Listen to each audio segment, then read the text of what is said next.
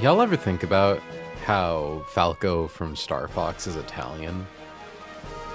Like, that's crazy, right? Why the fuck? Why the fuck are all of the names in Star Fox like really, really good? Like, why do they all go super fucking hard? Do you all know what Wolf's last name is? Mintmod and I went down a bit of a rabbit hole, a foxhole about this last night, if you will. His name is Wolf O'Donovan. What the fuck? Why is that such a good name? And I don't know, chat. I'm kind of low-key hyped for the new Star Fox game that's coming out. Because the joke is that it's the fifth time the fourth time they're remaking Star Fox 64. I never played Star Fox 64. So, like, why not, right? Also, can I just say, like, when I was, Falco be like, oh god, I don't even know how to do that. Guilla mani dal mio caso, something like that. I don't know. I'm guessing that's personally I prefer the air. I'm assuming. But yeah, no, just like Lombardi. Falco Lombardi. Hua.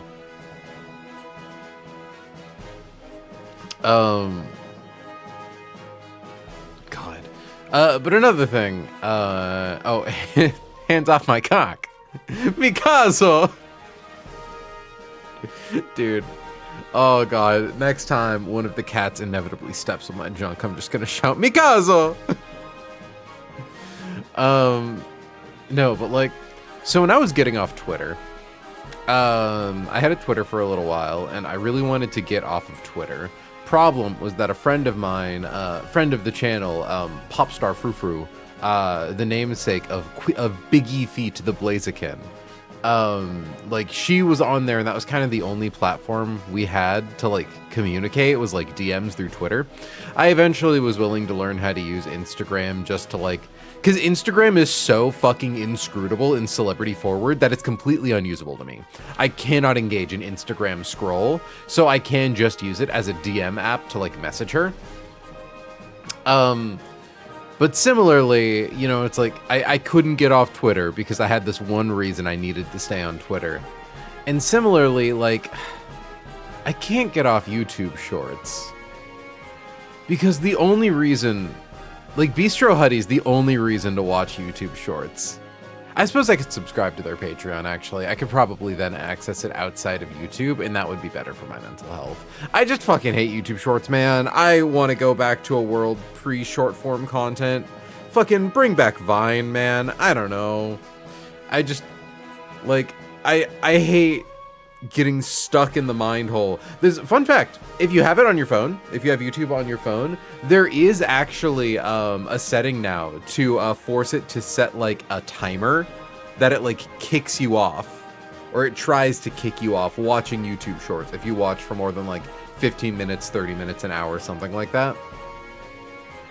But like, I can't completely leave it behind. Where am I going to get my like the only good short form drama?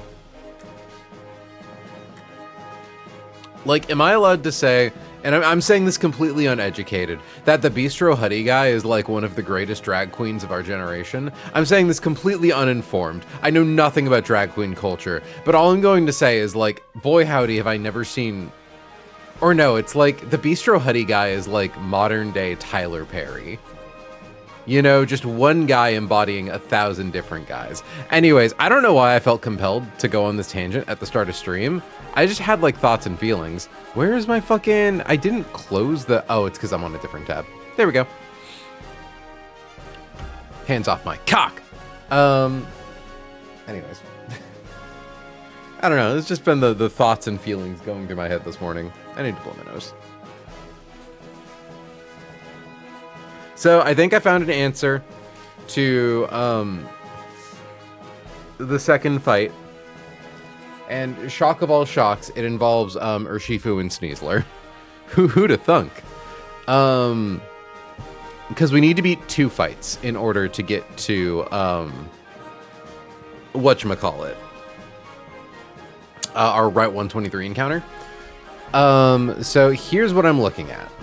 So the nice thing, like the main issue is making sure that your Pokemon does not accidentally out of curiosity, Oranguru, do you get any faster?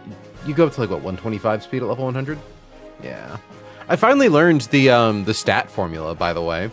It's just base stat times 2 plus 5, but it's different for HP. So you can see like 0, IV, 60, because the base stat is what your stat is at 50, quote unquote, plus 5. Yeah, see, 65. Yeah. So like if Oranguru is at level 1, it's 6, which is 5 plus 1. Because you can't have a base stat of 0. But anyways, the issue with this fight is that Oranguru here wants to set up Trick Room, and the only way to prevent someone from setting up Trick Room is to make sure they see fast kills. But Oranguru is slow as balls. Thankfully, we actually have some guys who are also really slow, namely Kecleon with the speed of 75, and Amistar, who at level 95 has a speed of 114. This guy continues to clutch up. I'm so glad we got him. He's my favorite.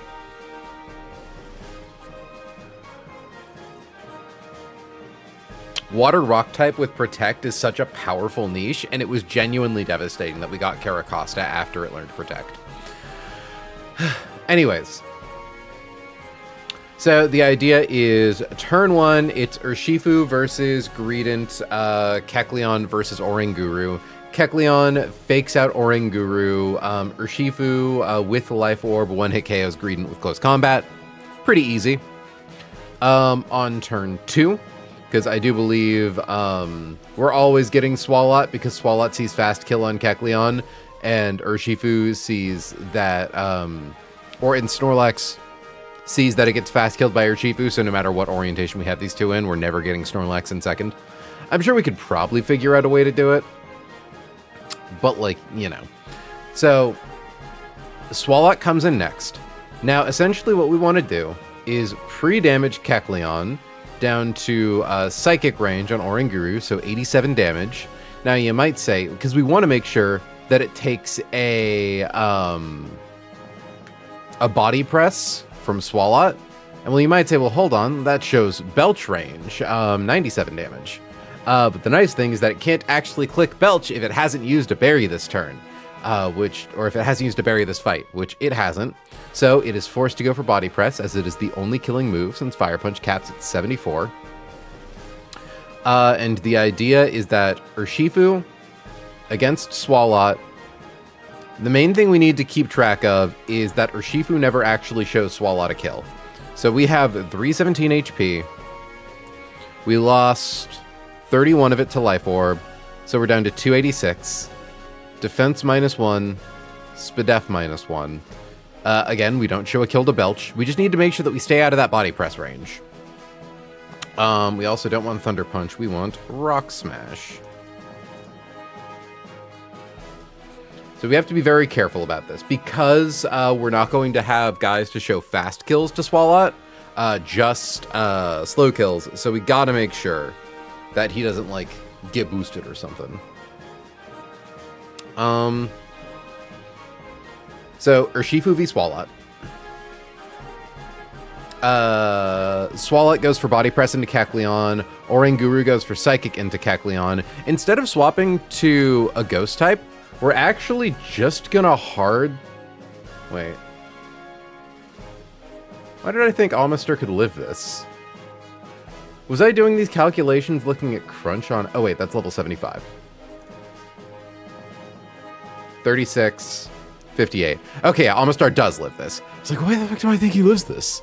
So essentially what we're going to do is Urshifu is going to hit Swalot with Rock Smash, which will drop his defense, reducing the power of Body Press. Swalot can't crit Omaster.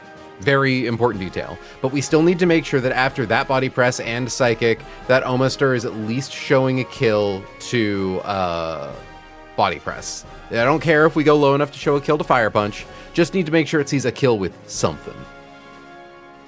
So we essentially need to be 54 plus 127 is 181. Wait, no. It's 54 plus... Wait, hold on. Sorry, brain's very silly. So we drop its defense. We need to make sure that it sees a kill with body press and that it lives a body press. So 54 plus 54 plus 127, which comes out to 235. Now, in this world where we take max damage from everything, thankfully we don't care about suffering a Spadef drop. All of the moves on the other side of the field are physical, and Oranguru's only 2 moves are Psychic or Stored Power, both of which, like, it doesn't seem too bad.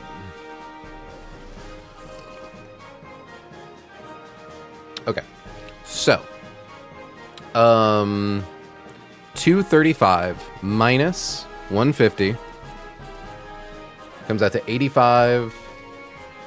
Defense minus 1 minus 64 brings us down to 21. So we're still alive. So we always show a kill to minus 1 body press, as well as Psychic on Oranguru. We have hit Swalot with the first Rock Smash. Now, on the next turn, Amister is going to click Protect, Urshifu is going to hit Swalot with a second Rock Smash. So Omaster takes Psychic, takes Body Press, both into Protect. Urshifu hits Swalot with a second Rock Smash to get its defense to -2. Turn 3, we swap Omaster to Greninja, and then we KO Swalot with Surging Strikes. Swalot is really annoying because it's actually really hard to predict how we can effectively kill it, because if we're killing it with Surging Strikes, there's a very real chance it eats 2 Starf Berries, like in sequence. Now, the nice thing is that Urshifu can ignore the defense boost from the Starf Berries because Surging Strikes are an auto crit. But like if we are trying to do damage based at minus defense, if it goes up to +1, our crit doesn't reset us back down to -1 for damage. It sets us back to neutral. Or if we get really unlucky, Swalot eats 2 Starf Berries, gets 2 speed boosts, and is able to fast kill Urshifu. Very difficult, very bad. We don't like that. So we have to make sure that we get its defense low enough so that the first hit of Surging Strikes does enough damage to always press through and sink the KO no matter what its stat boosts are. And by doing this, first things first, we also have to confirm that we don't accidentally proc Starf Berry by like critting with Rock Smash twice. So Rock Smash number 1 does 64. So 324 minus 64 comes out to 260. Defense -1 minus 96 comes out to 164. Brings me to 51%. Starf Berry procs at 25% anyways, but we do now know that 2 Rock Smashes does not accidentally proc.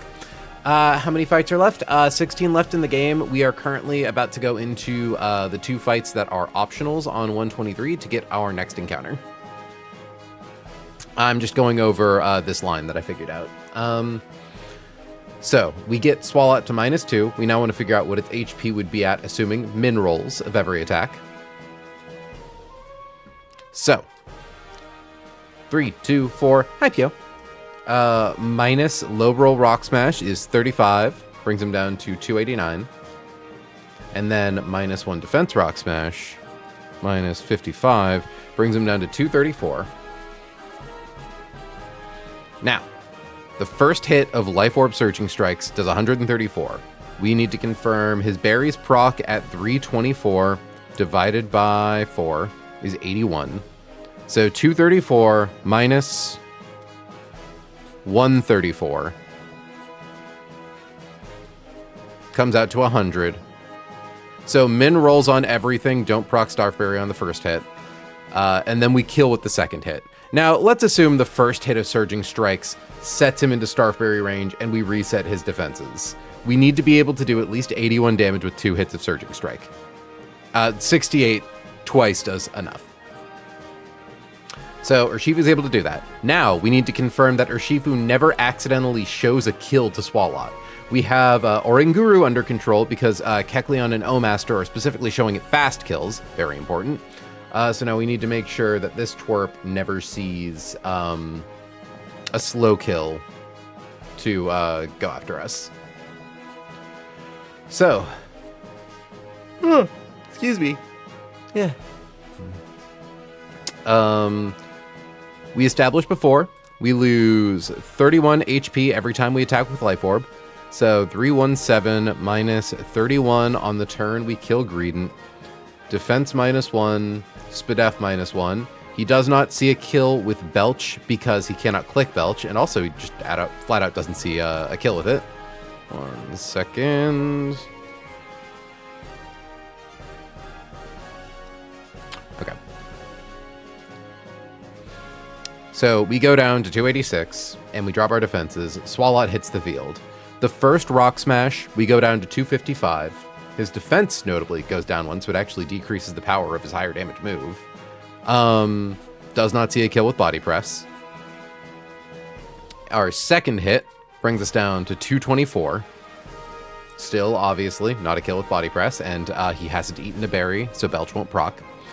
And then the turn we kill with Surging Strikes brings us down to 193.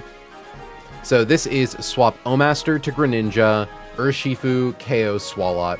In comes Snorlax. Curse, Crunch, High Horsepower, Body Slam. Nothing too crazy. It hits the field, and we simply fast kill it with Close Combat. Which brings us down to 162, and our defense to -2, and our Spadef to -2. Now the thing is, how are we stopping Oranguru from killing us? O-Master's gone. And because obviously, Oranguru can kill with Psychic. And that would be bad. But O-Master here, or rather, again, we're showing it fast kills. We're showing it fast kills. So that it keeps attacking into this guy. But then we swap to Greninja, who is immune to all of its damaging moves. And then we fling a King's Rock into it. Now, the nice thing about this King's Rock is, how are we going to kill Oranguru? Night Slash only does 53%. So odds are high that it'll set up Trick Room, because the most Urshifu can do is 70% with Close Combat. We KO Oranguru, it's Greninja and Urshifu on the field. Well, actually, if you remember, Oranguru took 1 Fake Out at the start of the fight, 308 minus 33. Then took 1 Fling, losing 72 HP, going down to 203. Oh, 218 with Close Combat. Funny. So, in essence, we KO Oranguru's teammates, Greninja hits it with a Fling, and then Urshifu kills it while we swap Greninja to Sneasler. Urshifu goes down to 131 HP. So Oranguru comes down, Sneasler hits the field. I think we bait in Vivillon because it doesn't see that we kill it. But Sneasler can do 68.5% with Poison Jab, and Urshifu can do 114.3% with Surging Strikes. So we outspeed, it has no priority. So we KO Vivillon, go down to 100. Lastly, in comes Florges. We do a bunch of damage with Surging Strikes. We do die to Moonblast, but, you know, nothing makes it faster than us. We both outspeed. And we KO with Poison Jab. So that should be the line.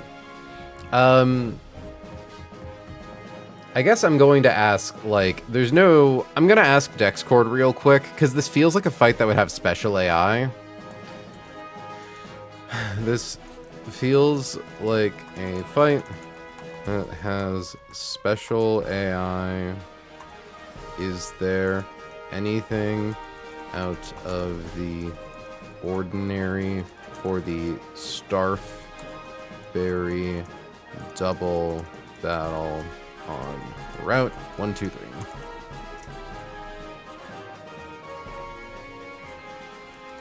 Beyond Symbiosis gimmick. Okay, good. Katie's responding.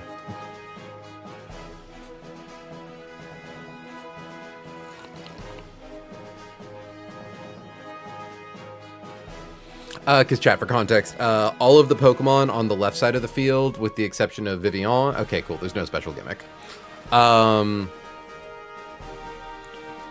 Showing Guru fast kill stops TR, right?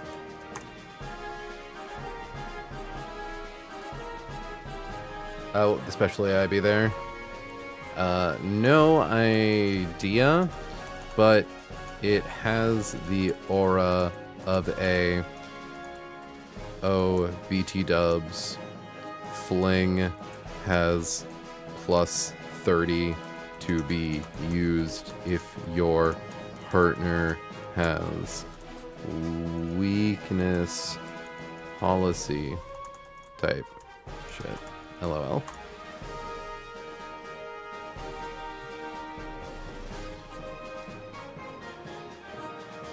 Wait, I kept blocking stuffed cheeks with a nerve Aerodactyl. Hold on. A nerve doesn't stop stuff cheeks?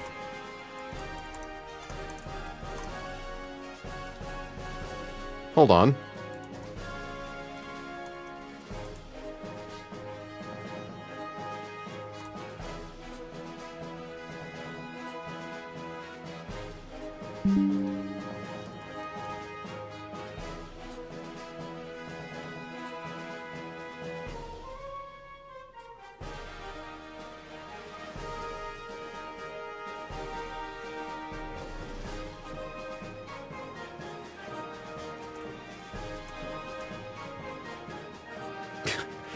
Dexcord is currently posting W reading. And I assume stuff is just plus 6 to be used. I gotta rock smash Swalot twice, so.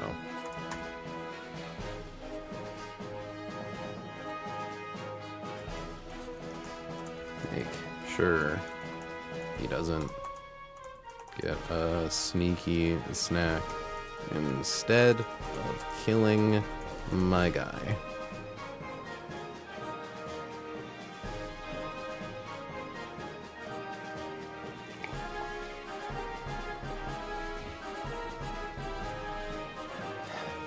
You know, I don't want to be the kind of person who accuses people in, like, who recently joined Dexcord of, like, cheating. Wait, I was so scared of Belch HDM AI for that? Wait, what?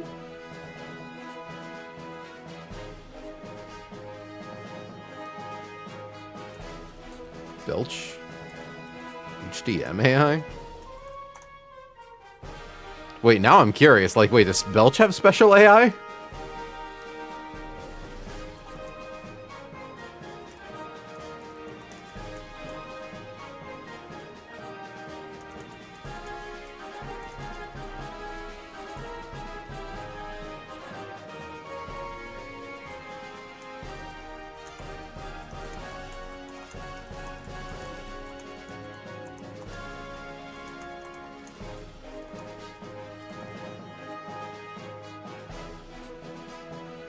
If it's highest damage but can't be clicked, hasn't eaten berry at the moment. Oh.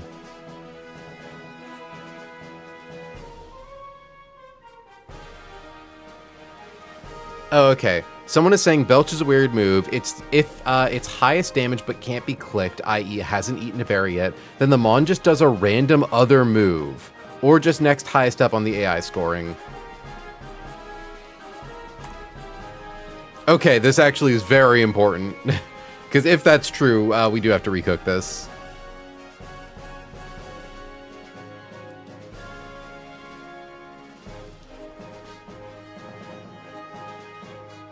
I think Woods Grunt would cause a lot more confusion in that case. True.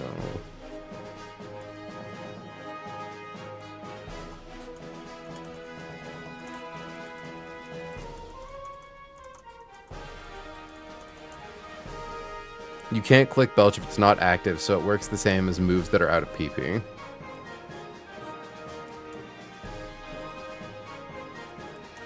As long as I show this chud body press kills into my O-Master, that's what he's clicking.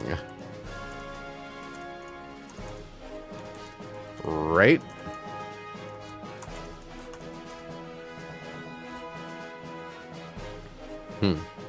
I know Shrimp has cited Belch as being weird once berry is consumed, though. I'm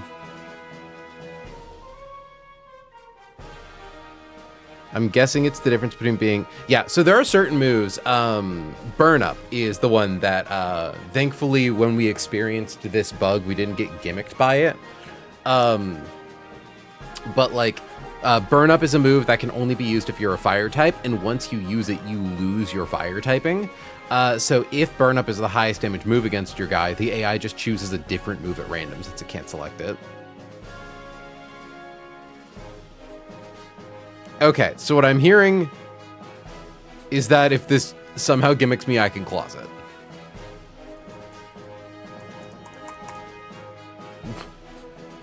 Again, I have to chant the magic spell.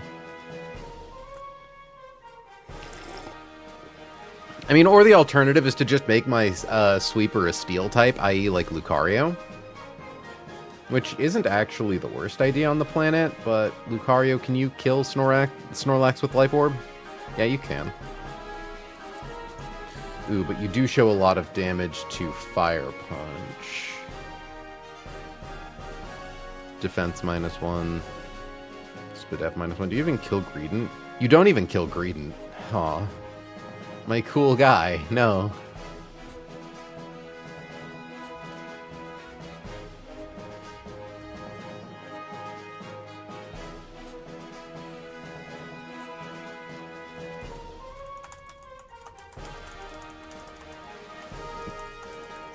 Rock smashes.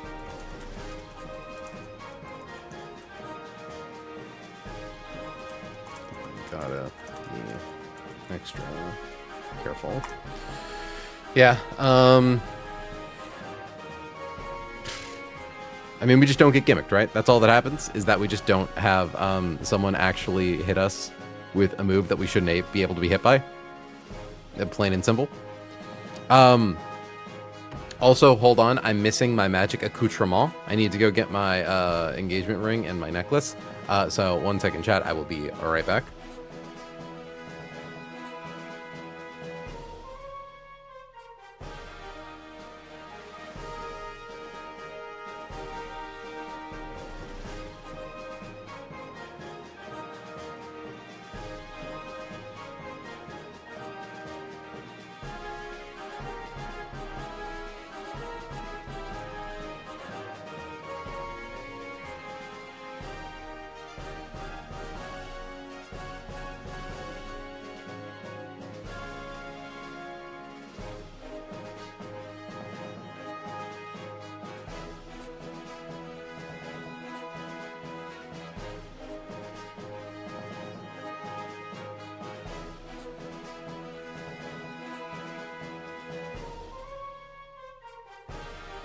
Okay, there we go. I'm back. Okay. So let's get this written down, because it sounds like it's good. So just got a pre-damage Keek to, let me see if Kecleon's close to leveling up.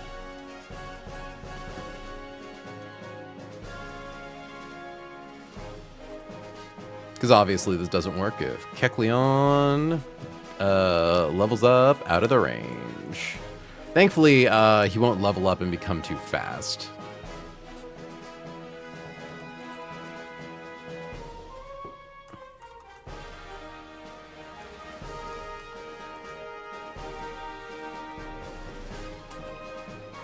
Kind of, but I think it's fine. I could also just manually level it up once.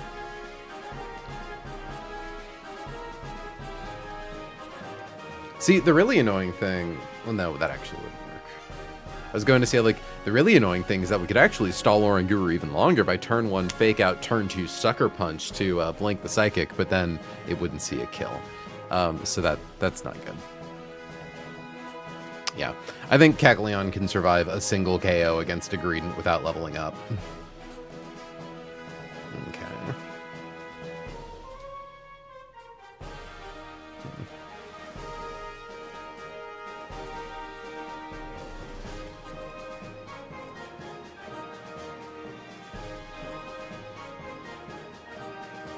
I wonder.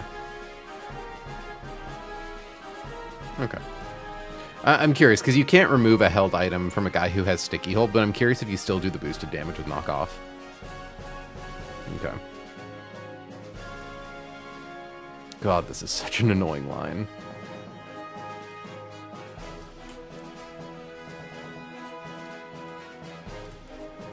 Okay. So this is Cool Trainer Wendy and Braxton.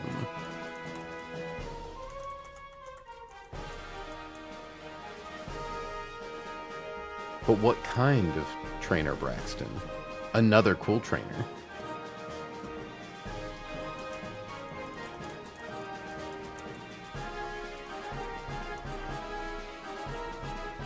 Okay. So, notes. Pre-damage. Keckle 2. I believe it's just 87.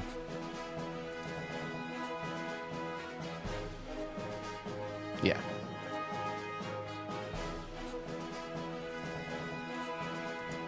To 87 HP. Pre-damage. Omas to...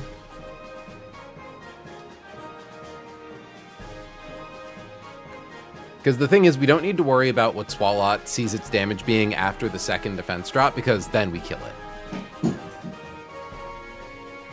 Well, something just got knocked over. 1 second.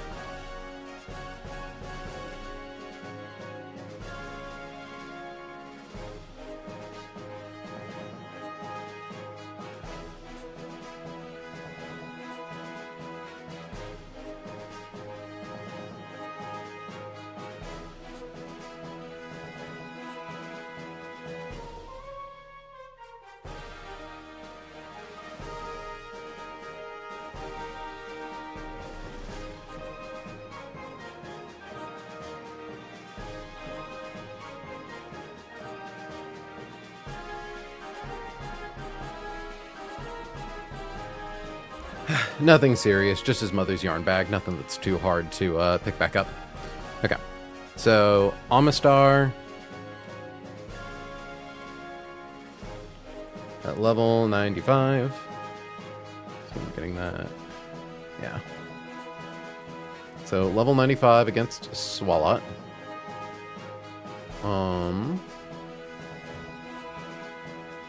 Body press.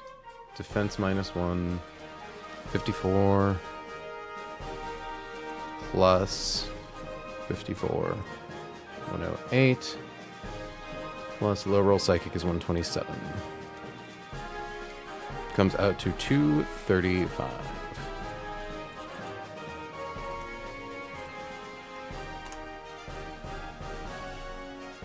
Okay. Pre-damage Kecleon to that, pre-damage Amistar to that. I think that's it for pre-damage.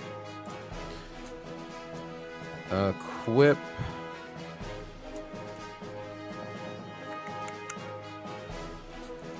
Ursh with Life Orb. Equip Gren with King's Rock. And I think that's kind of it. Like, yeah, we don't need any damage booster to kill Florges in one hit. We don't need anything extra to kill Vivian.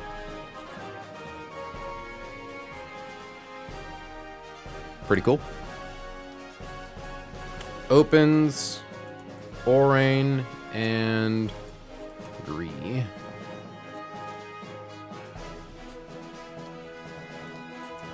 Open with Keckle and Ursh. There's no way this is our first green. Did I just spell it wrong the other times?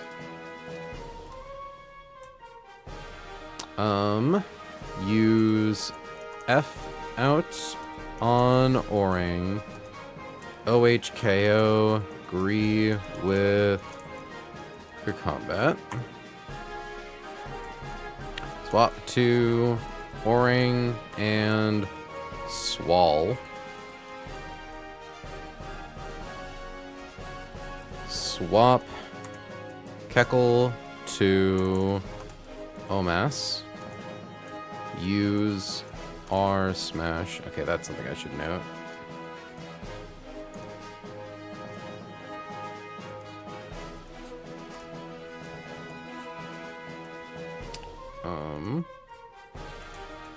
Teach Ursh R smash.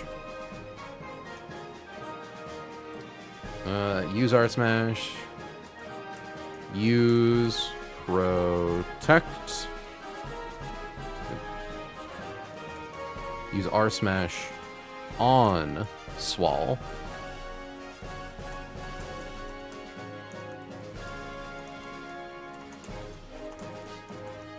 R Snash, R Smash on Swall. That shouldn't be a comma.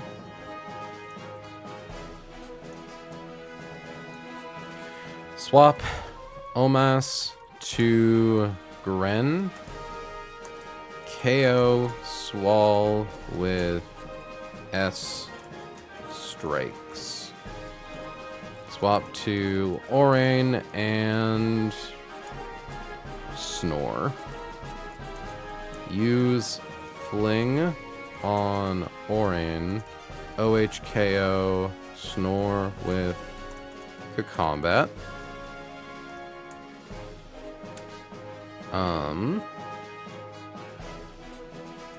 Swap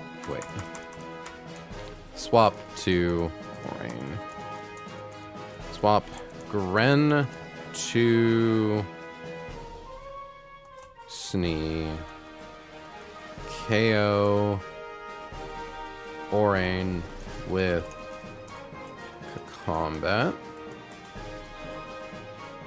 Swap to Vivi. Use P-Jab on Vivi. KO Vivi with S strikes. To Florg. OHKO Floor with P-Jab. Use S strikes. Excellent. Cool. I do need to use the bathroom, though. So I will be right back, and then we will review our Hambino line, and then fight Hambino. So, BRB.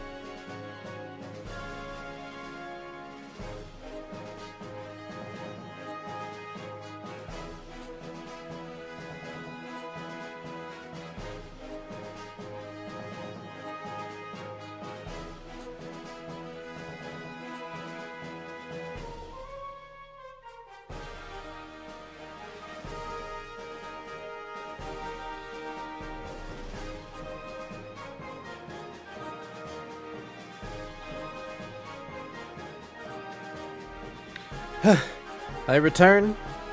Thank you for your patience. I didn't get carded when I bought spray paint. Used to get carded back in my hometown. Kyo, aren't you older than us? Aren't you like a MILF?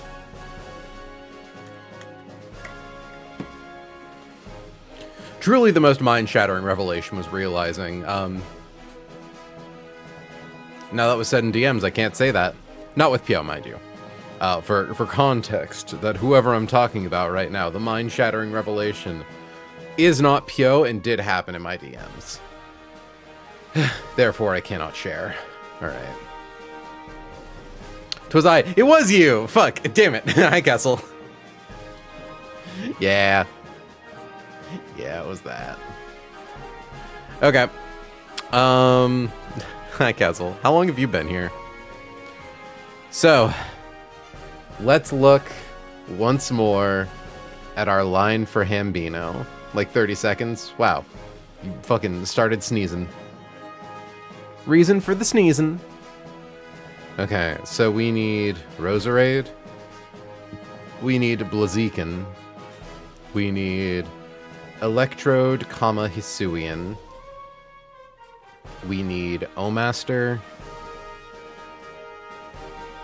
We need Gyarados, Mega. Gyardo-Dardo.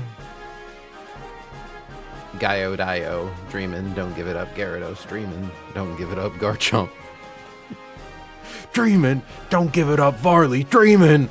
I'm sorry. I'm sorry. Anyways, so, for this, we need to get some guys up to certain levels. We need to get Roserade up to level 95. Export. Import. We need to get Electrode up to level 91. I assume that's to live. Special attack +2 critical hit leaf storm. Yeah.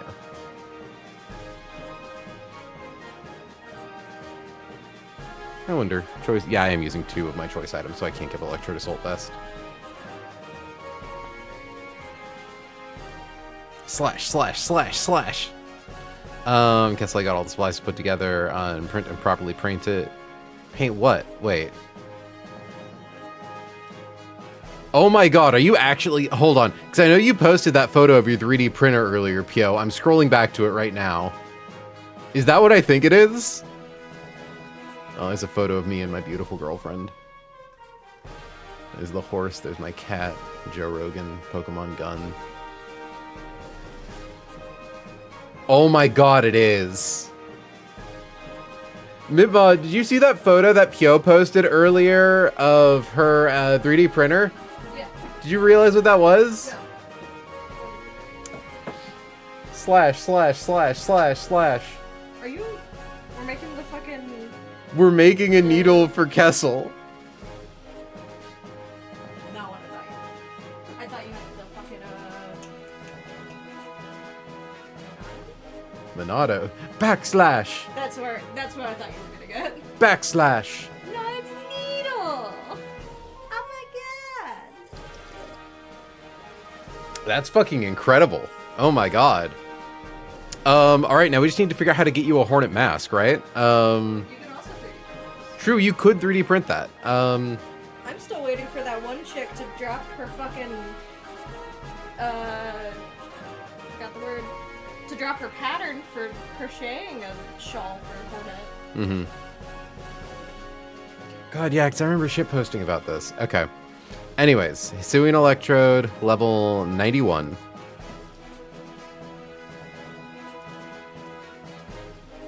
Omaster at level 95. What's wrong with Omaster? Omaster! Like Landmaster!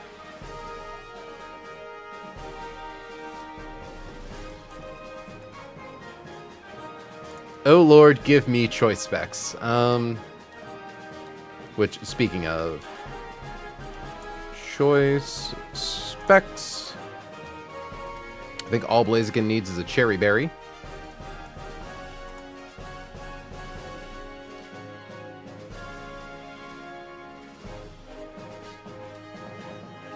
Electrode doesn't need anything.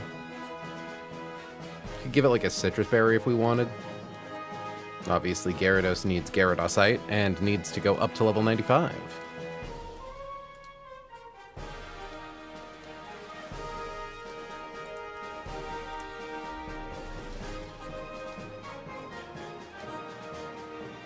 And you also go up to level 95. And then I think Garchomp's fine at 91. Okay. So, step 1, Roserade v Togekiss. With choice specs, we outspeed, none of Togekiss's moves are priority, we one-hit KO with Sludge Bomb. Nice and easy. We are going to pre-damage Roserade to 56 HP. Reason being is that we are faster than Marowak, we are slower than Serperior. Wait. Oops. Hold on. 56, there we go. I set it to level 56. I'm like, why does Sludge Bomb only do like 50%? Serperior isn't that bulky. It's actually not very bulky at all. Now, even though we threaten a KO with Sludge Bomb, this Serperior has Focus Sash, and also it's faster than us. It sees a KO with HP Fire, so it's forced to go for it instead of Leaf Storm. Never goes for Glare, because again, it sees a kill on us, so it just wants to go for the kill, which is a free swap, free-ish, to Blaziken. We take 9.7%, upwards of like 17.2%. Either way, we take like, we will assume worst case scenario, so 266 minus 46, dropping us down to 220. Blaziken hits the field. Jesus Christ, why do you do that much damage with Overheat? Oh, because it thinks we're in Blaze. I'm like, I know we did enough damage, but I didn't think we did that much. Oh wait, Pyo, do you actually plan on... The mask's going to take a while, but I can do that too? That's fucking insane. Yeah, so Kessel, we are going to need a video of you going slash, slash, slash, slash into like some grass or something. Or your like partner of indeterminate gender. I don't know how to properly refer to your partner. I can keep doing partner of indeterminate gender if that's what's funnier, or if your partner does in fact have a gender, I can use that.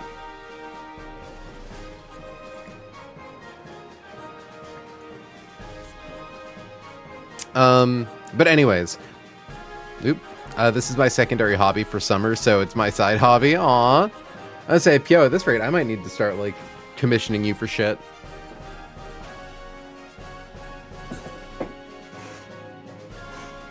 Okay, so the most amount of damage we take from HP Fire put this down to 220 HP. We are against Serperior. We are holding a Cherry Berry. This is to prevent us from getting paralyzed vis-a-vis Glare. Odds are highest that Serperior is just going to go for Leaf Storm. Assuming it goes for Leaf Storm, lands a critical hit, max roll. That is 148 damage, so 220 minus 148 brings us down to 72. What we are going to do is click Overheat. Overheat sets Serperior to 1 HP, but does not kill it.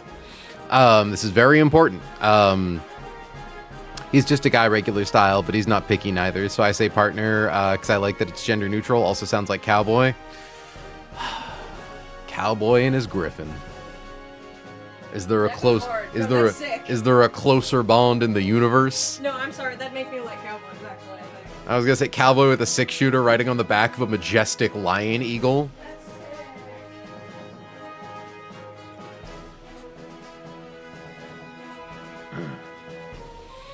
Actually, that rules. Look, Kessel, I'm going to force griff you. I want you to know that ever since we established that your gender is whatever the funniest bit is, my first thought was, oh, I'm gonna give you neo-pronouns. I don't even use neo-pronouns. I'm gonna give you neo-pronouns. I'm going to, like, make you one of the bunnies and kitties and doggies, simply because, like, that's funny. So I'm like, I have this power. A process... Changes your gender. I'm not touching you. A process is occurring to me. Indeed, it is. Pyo, wait. What member of the barnyard are you?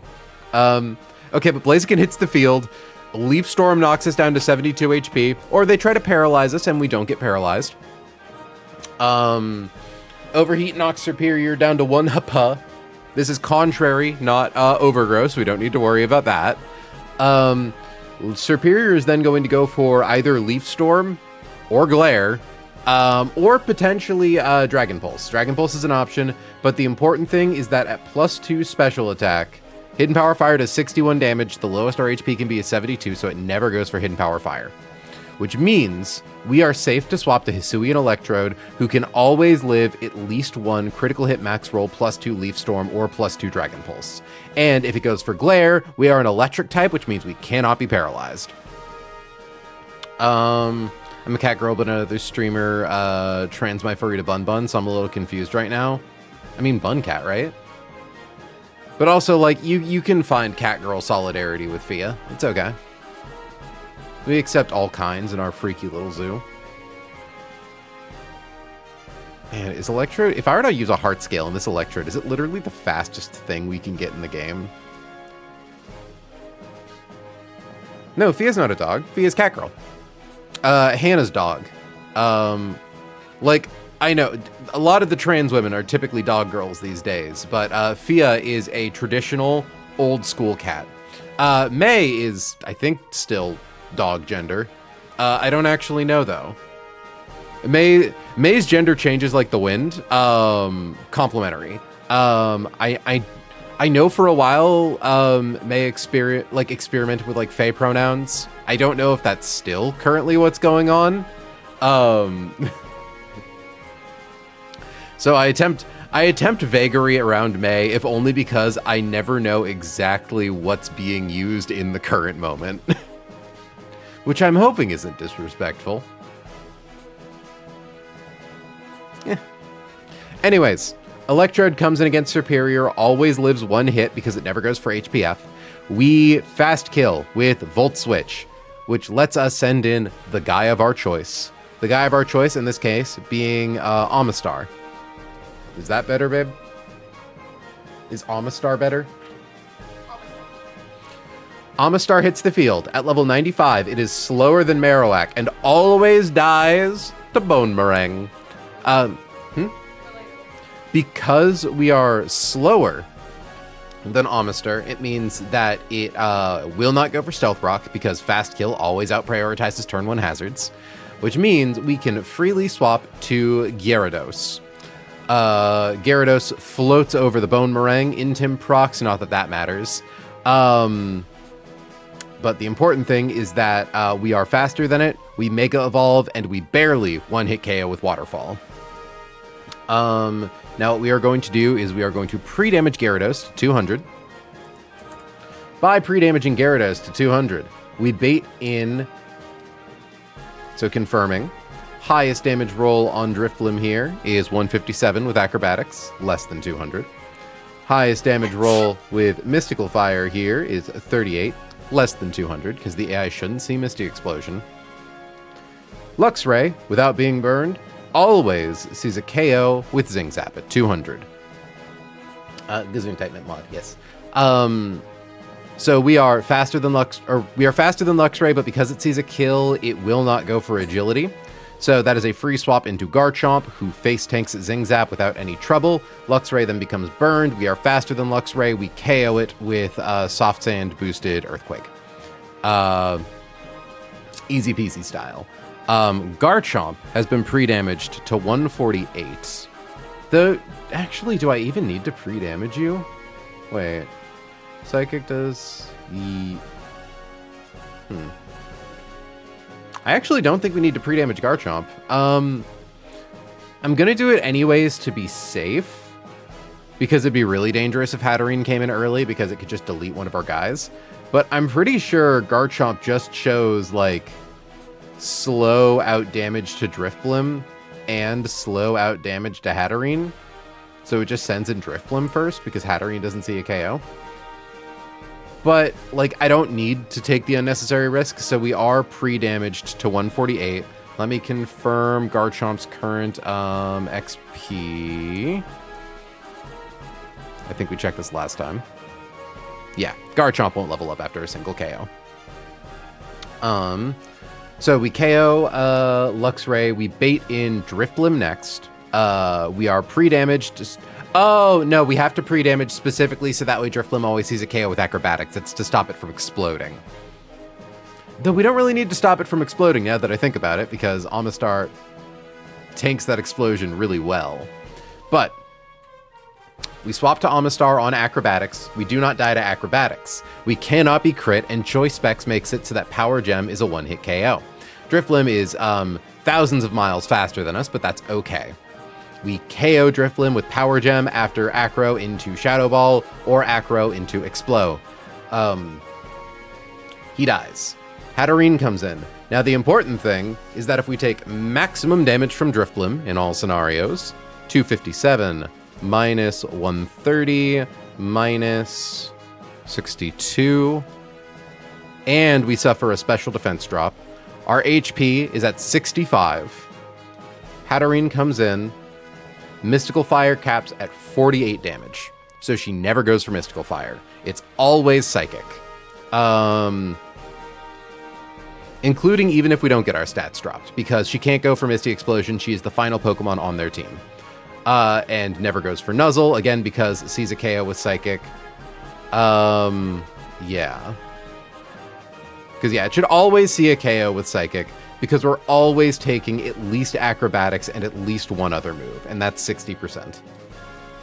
Because I suppose theoretically it could go for Psychic because it's a guaranteed para move, but, like, it shouldn't. I'm actually now a little dubious. Hold on. I'm pretty sure... Let me check Silcalc. So assuming... AI's last Mon. Do we have? We do. Level 95. Always Psychic. Hold on. 257. Yeah, so if we... It actually wants to Nuzzle if it doesn't see a kill on us, because it wants to make us slower than it. But in theory, as long as it doesn't see a kill on us with Psychic... Well, no, because it would be a range. So let's assume...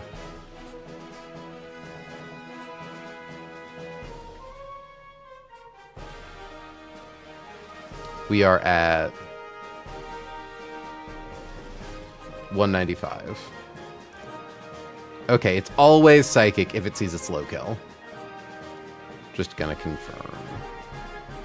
Yeah, because why would it try to drop our speed when it could just kill us outright? I am curious, though. If I'm low enough to show a kill to Nuzzle, is it always Nuzzle? It's the wrong one.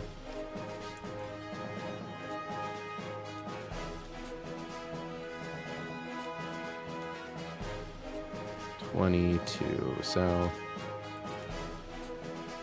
interesting. Okay, if it sees a kill with multiple moves, it's always Nuzzle. Well, assuming one of those kills is Nuzzle, which makes sense because it also covers for if you swap.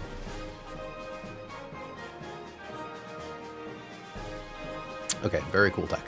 Point is, we're always baiting Psychic. Because if we were even, like, somehow wrong and Drifblim blew up turn 1, Explosion still does 40%. Still puts us in the range. We're fine. We're literally so fine.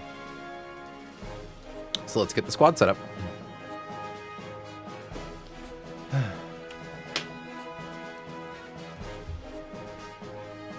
I'm gonna share link in Discord, because why not?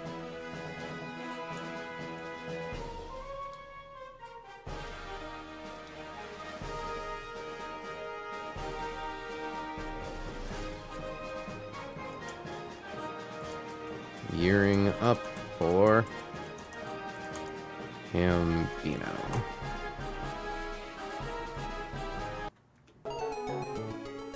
Okay. So, we need one Roselia raid. We need one... Where's my Big E feet? Where's my man Big E feet? So fucking dumb. And actually, I'm curious about Blaziken.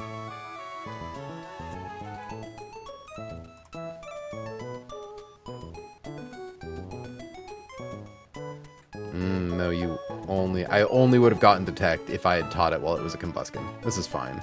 Oh shit, Blaziken gets Reversal. Oh, that's fun.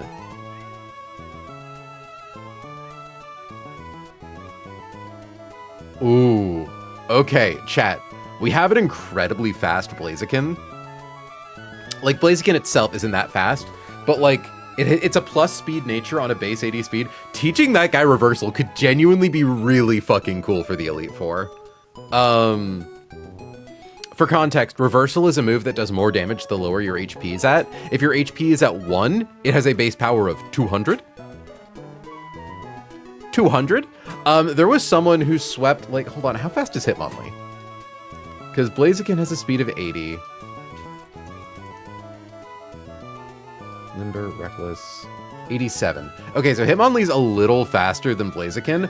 I know someone used Hitmonlee to sweep a good chunk of the Elite Four by spamming Reversal. I'm genuinely wondering, like, Blaziken's only a little slower than it.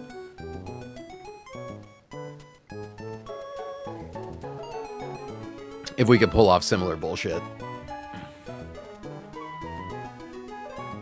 Blaziken's so cool. I'm low-key, like, really glad we got this guy. Anyways, we already got Biggie. Hisuian E.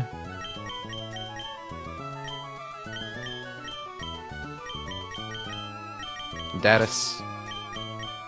Or Datis. Guerchomp. Or sorry, Gueridos. And now we get Guerchomp.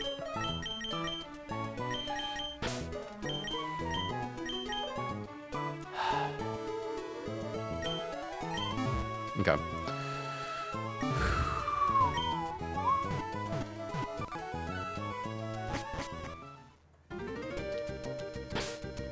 So first let's do some level ups.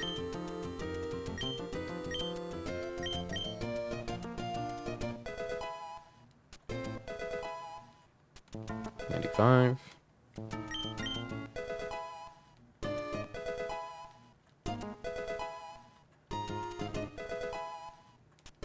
$91. Master to 95.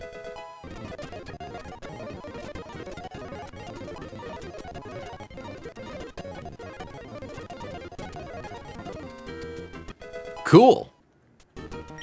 Aramaya also up to 95.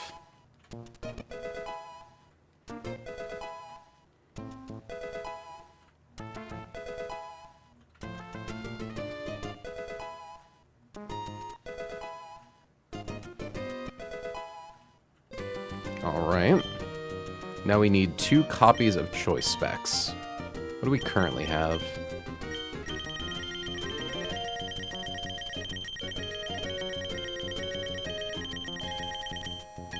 Assault Vest and leftovers from when we did catching. So let's... Oh, no one on this team can fly. That's unfort. Okay. So get Sophia. I like her.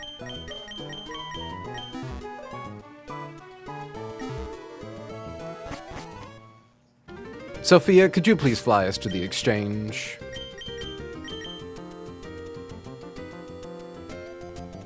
Yeah, no, like, low-key, you can do so much sick shit with Sceptile and Blaziken, and I am really sad that, like, okay, I love Wave. I love Wave, the level 68 Mudkip, but, like, these two can actually do things, and I just think that's really cool. Like, Overheat and Leaf Storm are such cool moves, and Torrent, Blaze, and Overgrow are such cool abilities for Nuzlocke.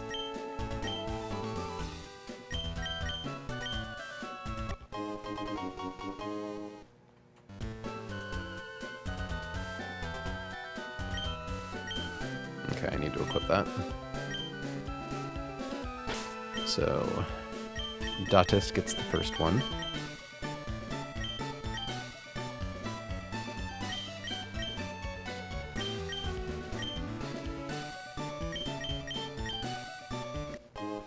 See, you know what's really annoying, chat, is that I do kind of want to play. Like, I want to know what it's like to run through the early game of Run and Bun again. To, like, play through this game another time, like, in my off hours, maybe. When I don't have, like, the threat of a nuzlocke necessarily looming over me. There are so many cool encounters that I didn't get.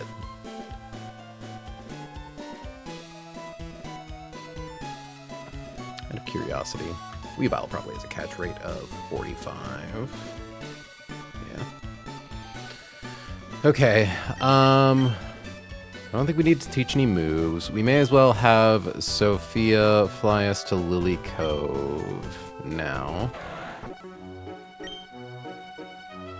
Repellent is activated.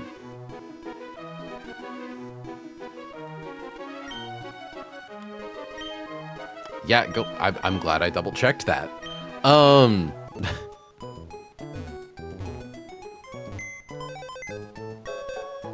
Okay, Pokemon.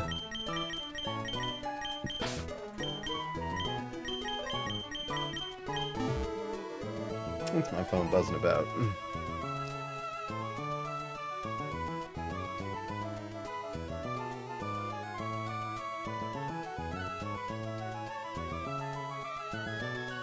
I'm incredibly funny.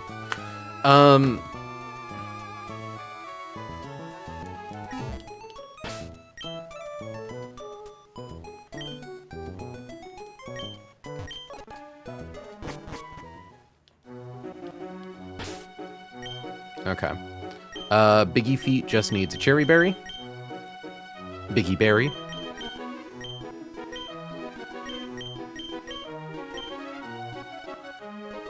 Circumfery doesn't need anything. I'll honestly just give him a Citrus Berry for the funsies.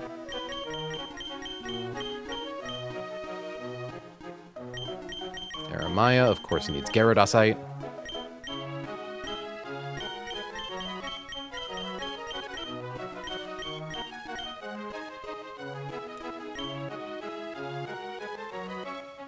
Just gotta confirm Magic Bounce real quick.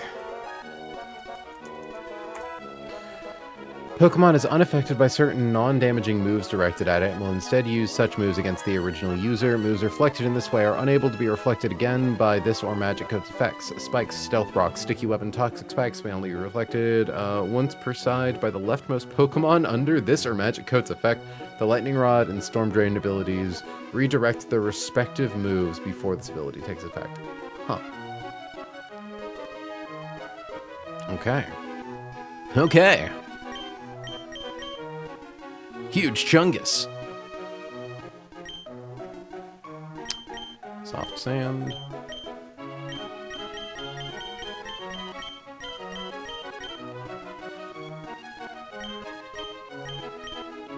Okay.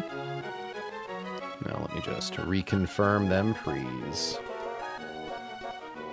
Roserade, can you pre against Serperior?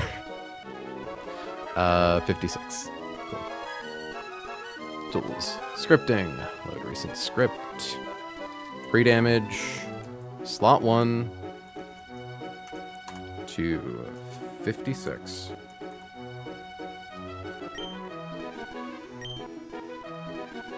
Free damage. Slot 5 to 200.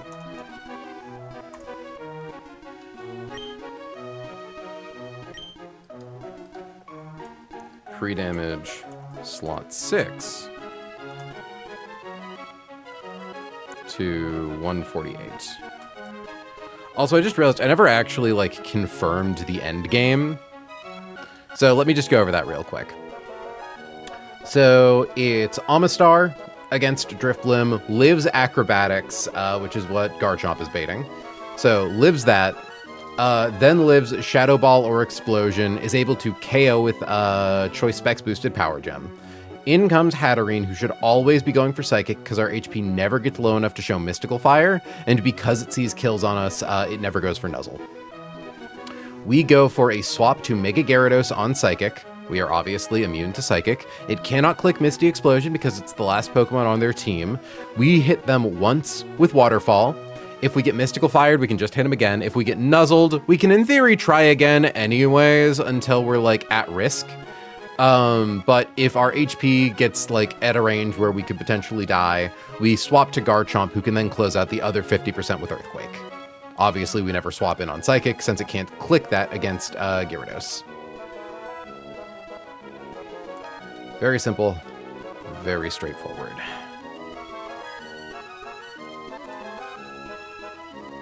Don't need to do any pre-status.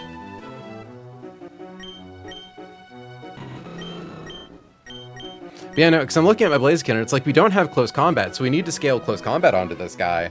But then I'm like, oh, shit, wait, we could get Reversal instead.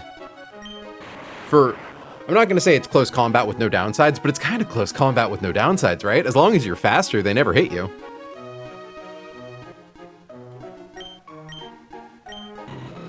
And like, what's your speed, Ivy? 20?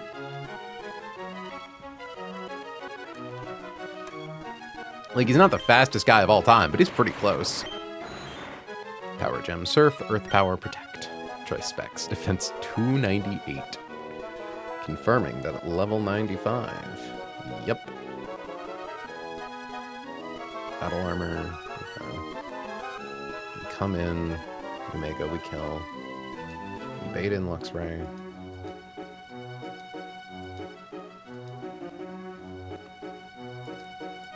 It's fine. Cold Certainty of Math, April. Chat, someone remind me of the Cold Certainty of Math, please. Let me check everyone's items. Choice specs, Sludge Bomb. Cherry Berry, Overheat. Citrus Berry, Volt Switch. Citrus Berry, Volt Switch sounds like a song. Yeah, you can use the Salic Berry or Scarf to make sure you move first anyways. Exactly. Cold Certainty of Math has never failed unless you did the math wrong. Ain't that right, Kessel? The math is probably right. It's Choice specs, Power Gem. Gyarados, Waterfall. Confirming that my Gyarados here doesn't have any moves that would like secretly stop Luxray from coming in. No, because it sees a kill.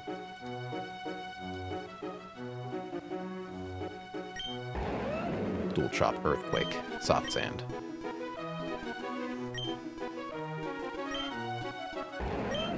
Don't need to worry about you leveling up. Don't need to worry about you leveling up. Yeah, the only one who could come close to leveling up on this team is Blaziken, who won't.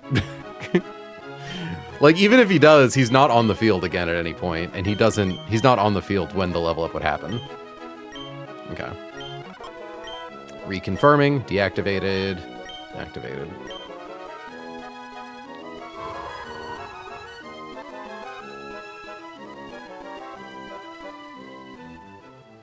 Because low-key, I am considering Biggie Feet as an E4 guy. Because he is our guy who is like the best at fighting Glacia's Calyrex. Don't know why the game stuttered so much there. Made me a little nervous. Maybe I'm just holding down the button wrong. Hi, Mount Pyre. And like, I don't know, getting fucking Reversal seems like really cool tech for E4. Mount Pyre, forbidden to the faint of heart. So, our first enemy is, you actually can't quite see him. He's like one tile to the left. But this is such a funny way of preventing you from getting grass encounters here. Gotta do that. Okay. Final check. Roserade pre-damage to 56. Gyarados to 200. Garchomp to 148. We don't care about your pre. We don't care about your pre. Choice specs. Cherry Berry. Citrus Berry. Confirming. Electric types just can't be paralyzed, period, right? I'm correct about that, Izzy? Because, like, in theory, I would give Sir Comfrey a Cherry Berry then, instead of a Citrus Berry for obvious reasons.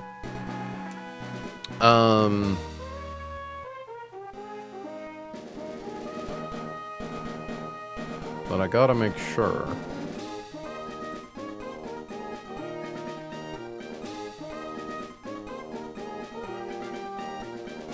Waiting for someone to confirm. I've definitely, like, calced around this before, but...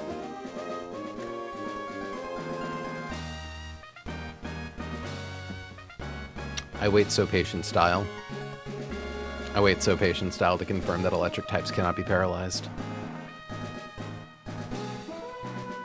But regardless, Citrus Berry, Volt Switch, Choice Specs, Power Gem, Gyarados, Waterfall, Gyarados, Crunch.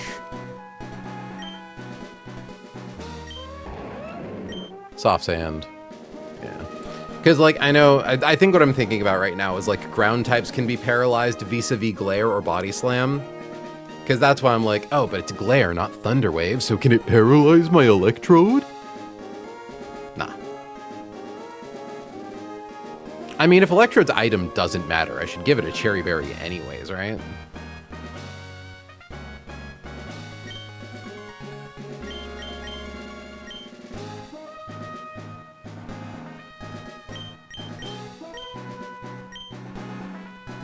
May as well.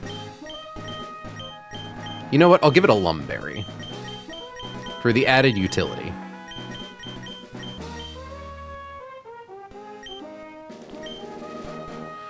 Okay. Cold certainty of math. Cold certainty of math.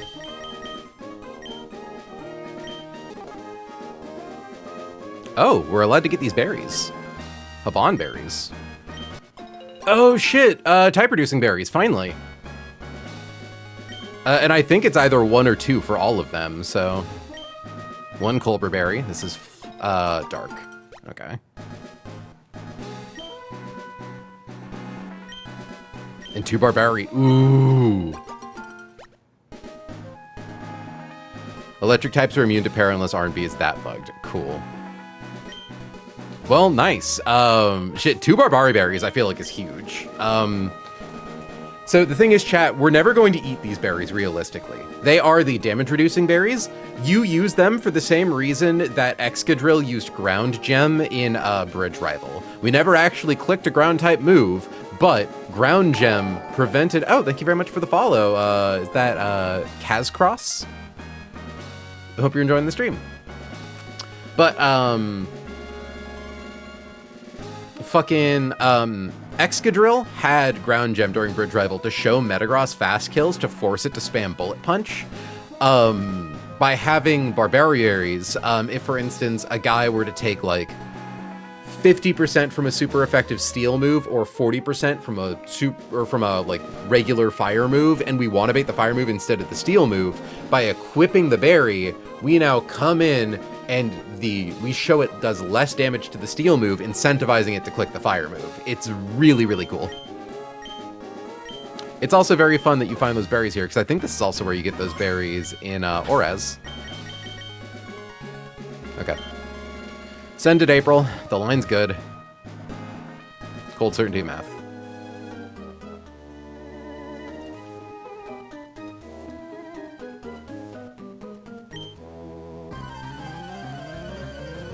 Roserade barely outspeeds Togekiss and kills it with Sludge Bomb. The wife needs me 1 sec.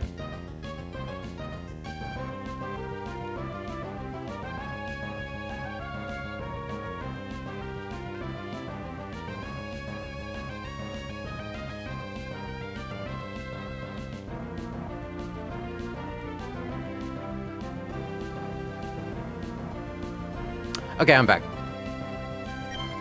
Out comes Togekiss. Out comes Rose. Togekiss has a speed of 202. Rose has a speed of 205. At level 95, with choice specs, we barely one-hit KO with Sludge Bomb.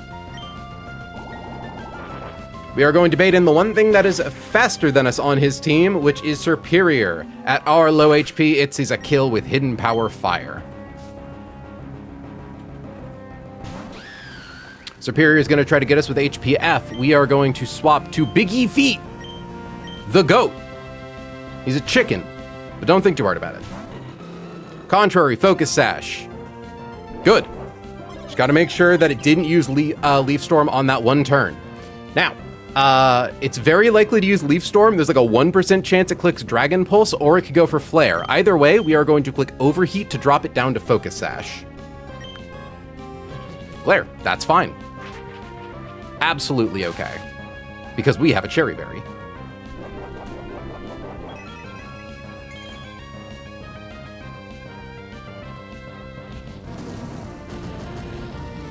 Its name is Biggie Feet. Its name is Biggie Feet. You can thank user Popstar Frou-Frou. We used Overheat instead of Flare Blitz to make sure we didn't accidentally burn Superior. We drop our stats. Superior will once again go for Glare or Leaf Storm with a very small chance for Dragon Pulse. If it even went for Hidden Power Fire, it would be fine, because it didn't boost its stats with Contrary. We swapped to Circumfery.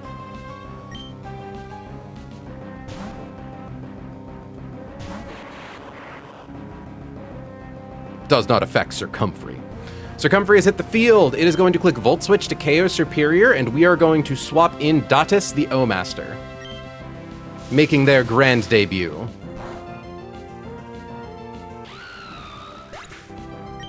I always be making that noise.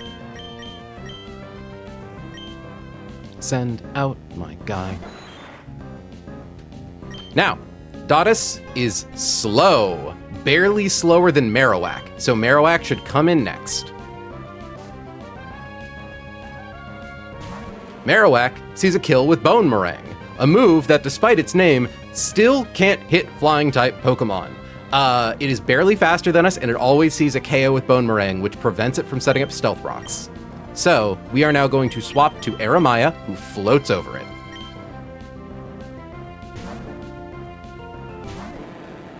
Intimidate doesn't matter here.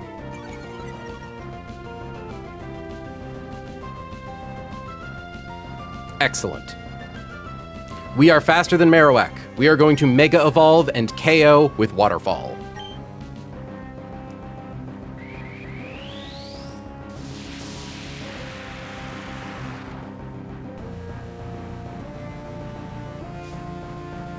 We break the mold. Well-known effect, breaking the mold. Now, Drifloon is faster than us, but doesn't see a KO. Hatterene is slower than us and doesn't see a KO. Unburned Guts Luxray does see a kill with Zing Zap and only Zing Zap, and doesn't think that we can kill it. Good. Kitty wants to kill. We're not going to let it, unfortunately. Confirming, Zing Zap min roll is 200 damage. Highest roll of the next best move, Facade, is 24%. So, we are going to swap to Garchomp, who is, of course, immune to Zing Zap.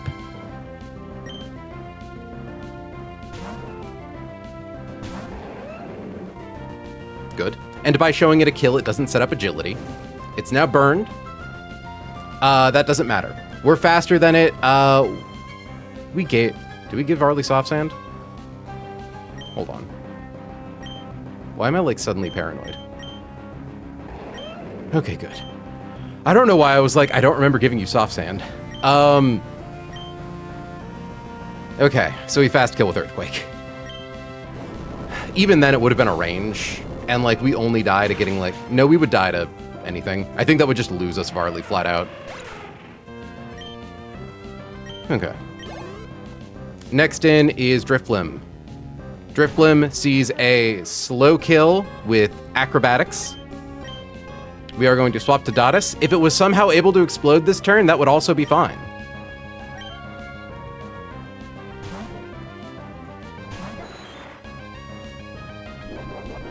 We take about 20-something% here. Dude, I love how my brain just makes up ghosts for me to get scared at. Now, it could explode this turn. That's fine. We can't be crit, and Explosion's max damage is 48%. Shadow Ball does more damage than it. We one-hit KO with Power Gem. So no matter what, we're about to take about 40 to 50% damage, and then kill Drifblim. Okay, we're totally fine if Shadow Ball drops our Spadef. It did not. Explosion KOs the Pokemon that uses it, but Datus is so bulky and resists normal type attacks that Explosion doesn't risk killing us. Now, lastly is Hatterene. Hatterene has Misty Explosion, but because it's the last Pokemon on their field, it can't use it. So, it sees we didn't have our stats dropped. Mystical Fire does not kill, it does a max of 32%. Nuzzle does not kill, it has a max of 22%. Psychic does a minimum of, 22 damage. Psychic's min roll is 195, so it's always going to go for Psychic here, which means a free swap back to the Dark type Mega Gyarados.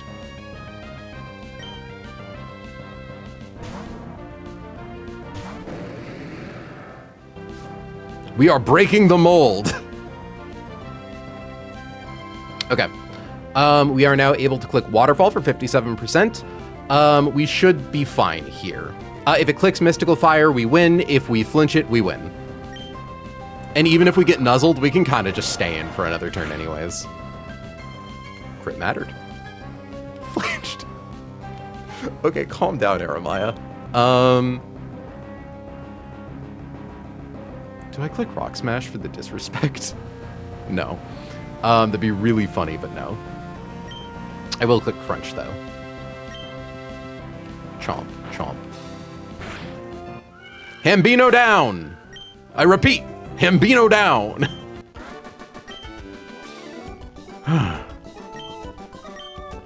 Fuck that guy. That guy sucks. Hold on a second. I want to check something on the map. Okay, that's not actually. Because I'm like, hold on, there's a path that Wendy's blocking. Do we need to, do we need to do whatever's behind her when you fight her the first time to get the items? No, there's a second path further to the left. Once we beat Wendy and Braxton, though, the next two fights, or the next one fight that is a double battle, we get our thing. We do have to walk back, though. So the thing that makes Route 123 scary is you need to make sure that you have a Pokemon on your team that can use Fly, because once you get past the next fight, there is actually nowhere you can, you get locked down ledges and you need a Fly Pokemon if you want to be able to leave the route. It's very tricky.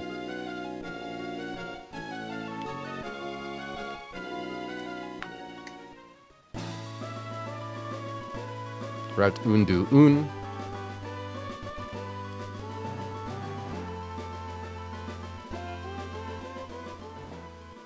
Welcome to Lily Cove.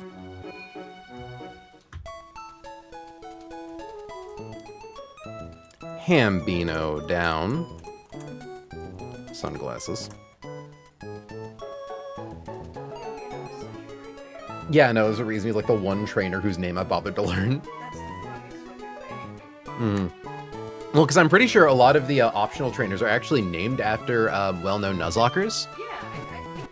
On this route, there's like Hex Maniac Gongus for, I assume, I don't actually know how famous Shockingly Gongus is, but I know that they're I think one of Kaya's mods, so presumably. I guess I just don't know if they've been well known for a long time or not. Okay.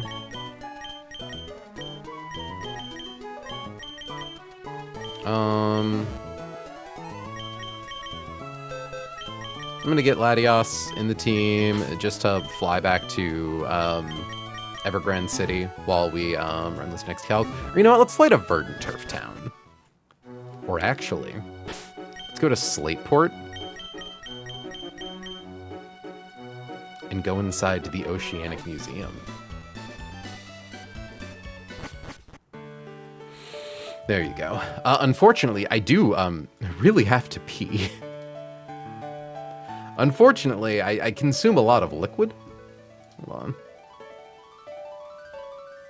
Oh, Kabubu, your stamp! That's such a cool stamp! I hope you're here to hear that. Yeah, no, I'm sorry. You're Force Griff. I don't make the rules.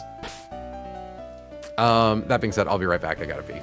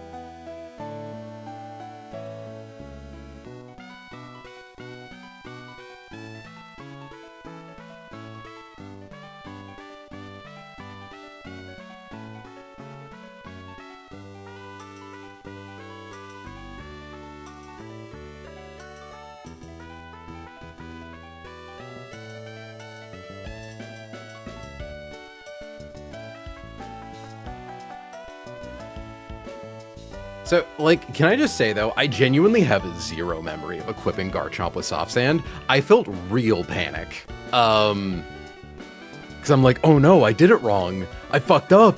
I'm not able to get the kill. But no, it was good. It was all fine. I did it. I don't remember doing it. I did it. Ugh. Like, I remember equipping everything else, more or less. Okay. Next trainer, double battles. You know how it is. April #1 run and bun streamer, yeah. So I just want to confirm something in calculator here. Double battle. You. If you see... Let's look at good old Cactuleon here. Hi, Shrimp. Welcome to stream. 213. Chance to... Why would it click Psych Up? I assume it wouldn't actually, because Psych Up, it just copies stat changes, right? Copies targets current stat changes, yeah. It's not like a prio move or anything. April, is your birthday in April? Yeah, my birthday was like literally a week and a half ago. The 29th. It'd be really fucked up if I picked the name April and my birthday was in like August.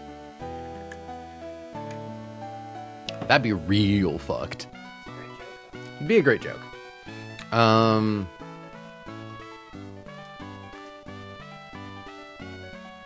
don't... Yeah, I think Psych Up's just a little broken. Okay, but let's assume I'm faster than Oranguru. It always goes for Trick Room. Now, assuming it saw a kill on me with Psychic, it's still only mostly Trick Room. But then if we're slower, it's always Psychic. Okay. April is a pretty name, though, regardless of which month you were born. Undeniably. It's like, look, there is that mean part of me who wants to, like... I don't want to be a Luna or a Lilith, okay? Like... Because I think that, like, having a fun, kind of unique, attention-grabbing name is fun. But also, like, boy howdy, is there a stable of, like 5 trans girl names. And truth be told, like, actually, April is one of the reasons that I, like, felt confident enough to transition in the first place, because I immediately knew the name. Like, within 24 hours of me questioning my gender, I knew what my name would be. For very silly reasons. Because it's not even necessarily because of... Yeah, no, it's like the T-girl name of choice is Luna and Lilith, and like I forget if it's the T-boy or the non-binary name is like... I think it's the trans mask name is like Milo. Is like the one you hear a bunch. And again, no shades to Luna's, no shades to Milo's. I get it. They're fun names. But I wanted to like... I almost went with Luna.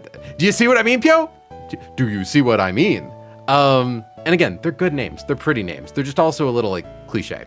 Oh, yeah, Lily, too. A lot of L names for trans women. But for me, it was like... I only named myself April partly because it's my birth month. But the actual story is, I don't know why this sticks so firmly in my memory. But in the first grade, there was a girl who had the same birthday as me, and her name was April. So I just kind of like, it's like, it's my birthday buddy in first grade. And I always like kind of like, you know, thought about her in like elementary school whenever my birthday happened, because we would do like, you know, go up on the little podium, or not the podium, but like the amphitheater during lunch break, so we can all acknowledge your birthdays, and you have like 3 or 4 kids lined up in a row if they all had birthdays on the same day. And it was like, yeah, I don't know why, that just always kind of stuck with me. So I was like, yep, that's the one. Okay, so confirming, Oranguru always goes for Psychic over Trick Room. Let me just confirm, where is Trick Room? Yeah, it's just +10, and lowest possible usage priority for a fast kill is +12. And then psych up.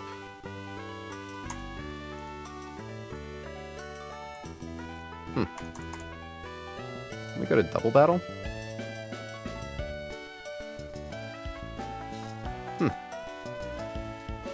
Interesting.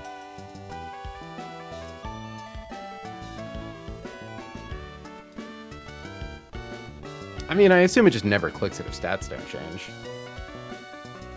I knew I'm a MILF, so I had to choose a MILF name. Oh god, what is your name, Pyo? I'm now suddenly forgetting, because it's not just Pyo. Be crazy if, like, that's Pyo, the MILF name. Kirby is a MILF.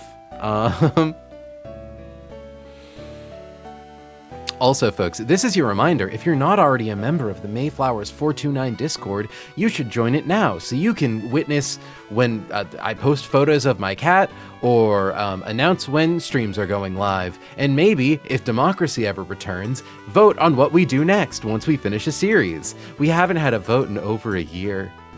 Almost a year. We did vote for Run and Bun.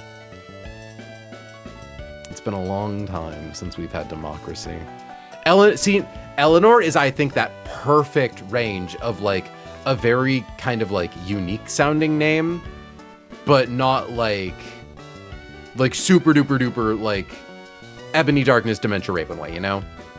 And it's like, there was an era of my life where I would judge people who went with the Ebony Darkness Dementia Ravenway names, and now it's like, there's too much shit going on for me to properly care about that. Wherever you find your joy, babe. Okay.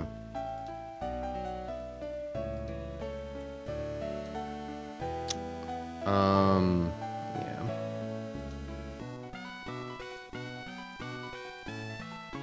Eleanor Ada flows so well, it's pretty. I knew a million Olivias growing up, and I hated being called Liv so much, I started questioning my gender in middle school, so I go by Z now and haven't looked back. I am now unique. Wait, Shrimpy, are you some kind of transgender? 'Cause I don't think you've ever mentioned it. Hold on, wait. Hold on, wait. Going to the greenhouse, looking at my user list. Where the fuck are you? Trampo Scampo.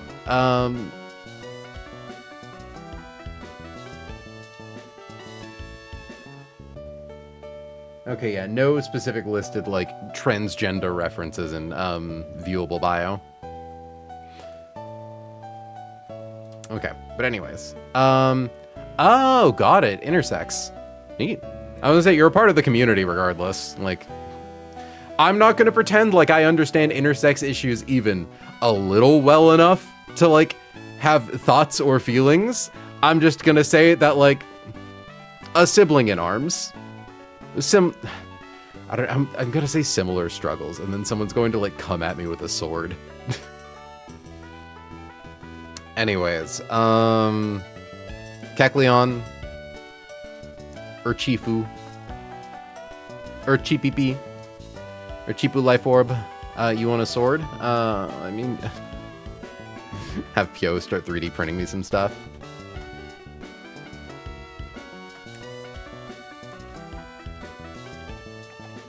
Well, now I know to refer to you vaguely, Shrimp. So, thank you for letting me know. For sharing with chat. Okay. Gexleon. Honestly, I could just up the amount I pre-damage Kecleon by slightly. I can probably do it. Stuffed Cheeks, return. Yeah.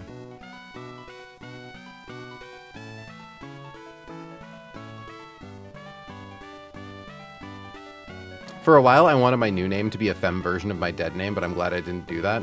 It would have been really easy for me to go from my dead name to a femme version of my dead name, and a lot of people are pissed that I didn't do that, but I didn't want to be boring.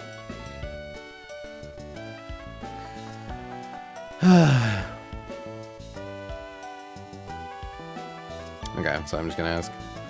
Don't think I ever quite got confirmation. Stuff Cheeks is just a flat +6 to be used, right? slow kill is prioritized over it. Yeah, okay, cool. And I trust J-mashed.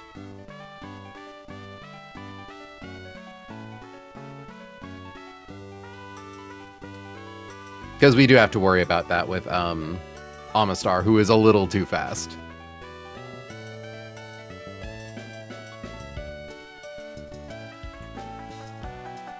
As the local sis in the room, I've got a name picked out if I ever need it. It really? Oh yeah. Huh. 1 second, chat.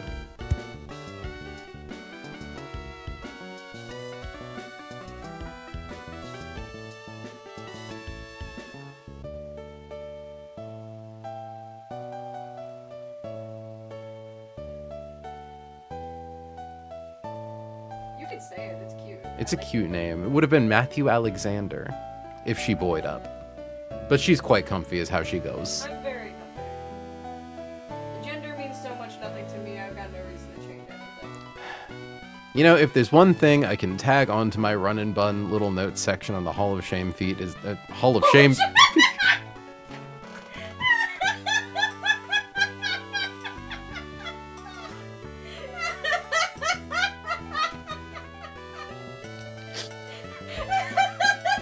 Can someone clip that? Hall of Shame feat. I didn't do it on purpose. That was not on purpose. Hall of Fame sheet. I was going to say, this is the most aggressively transgender run of bun, I think. So far. There are other transgenders on that sheet, but I don't know if any of them are as annoying about it as I am. Hall of Shame feet.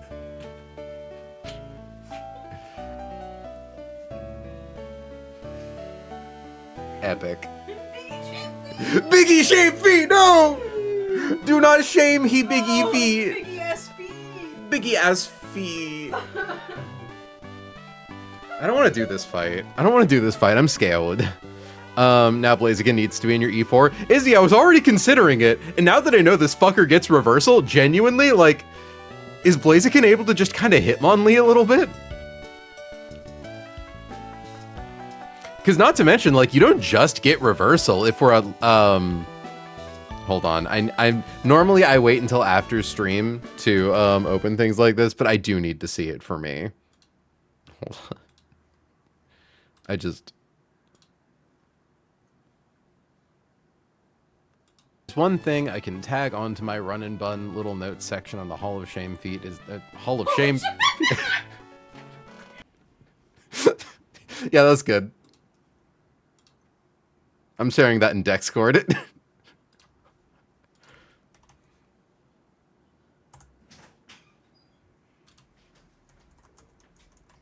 We love mixing up letters.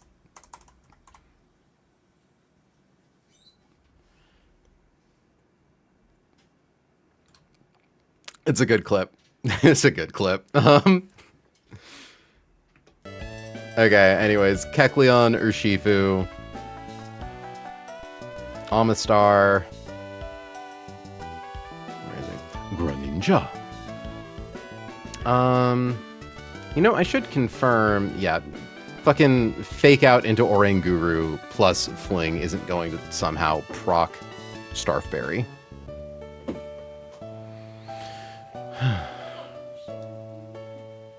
Hall of Shame feat.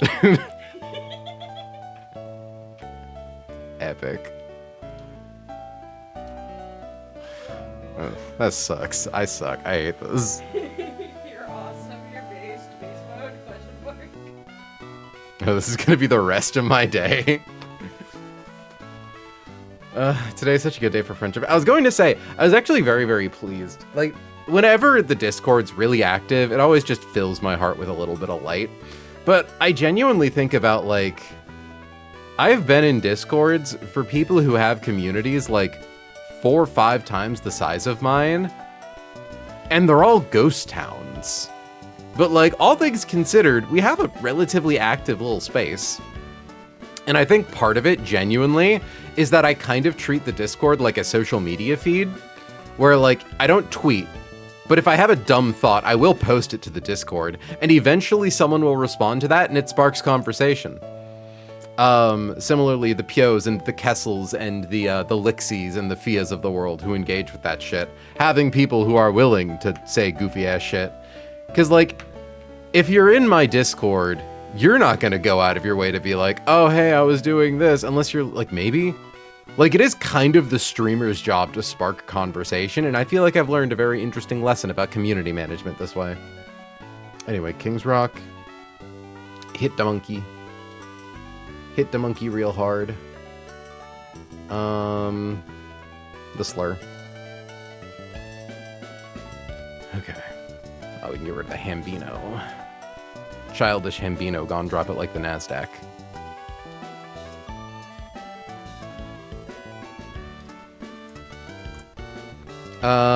Wait, you actually like to say the goofy ass shit I say? Yeah, of course. I like the, I'm very pleased when people interact. It helps make the space feel alive.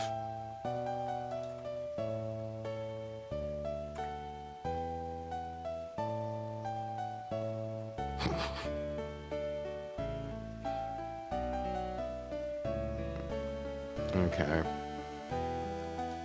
I'm so worried for no reason. You know, I wonder actually, can I just kill you with Excadrill? Not really. Hollow Shame Feet. I'm never coming back from that. Take me down to the Hollow Shame Feet where the grass is green and the... I don't know how to make this work. Okay, so reconfirming. Kecleon, pre-damage to show a kill to Psychic, means that it also shows a kill to Body Press, but never Belch. We swap to Amistar, who from 235 HP, 235 minus -1 defense Body Press. We can't be crit, so we don't need to worry about it critting through the defense drop. So 235 minus 64 brings us down to 171. Minus 150 brings us down to 21. We are slower than Oranguru. Plus 150. Plus...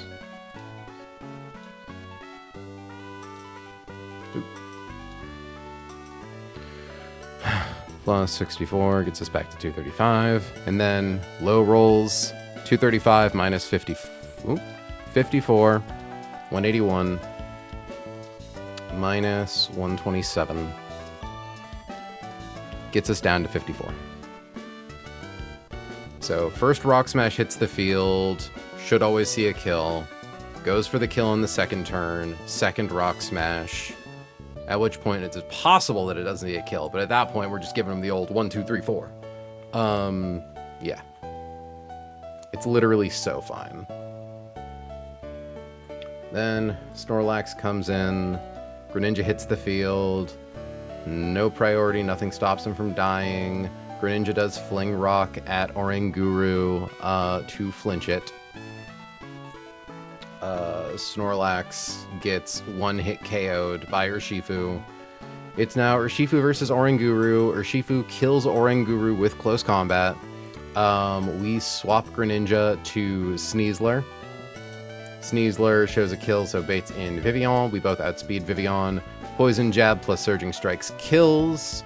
In comes Florigis. We do Surging Strikes for some damage, but the main thing is that we KO with Poison Jab.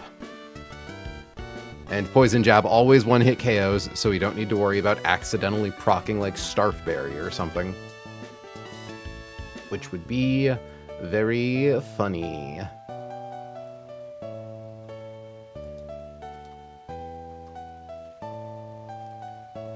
Why am I nervous? This is literally like an easy fight. I'm nervous because it's an easy fight. Yeah, what do we give Sneasler?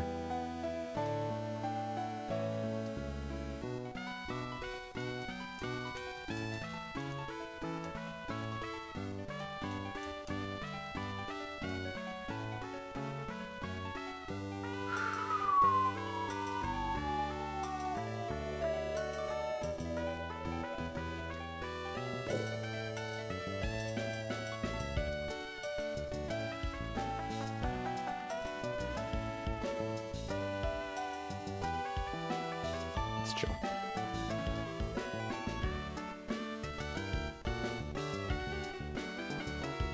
The moment you stop being nervous, you start wipe baiting. I hate it. It's real though. No, it's fine. We don't need a flying type for our last guy, but this is a form online, so we do kind of have some flexibility. I genuinely might just grab Latios. Maybe not Latios because of Florges. Oh, we have Sneasler for Florges.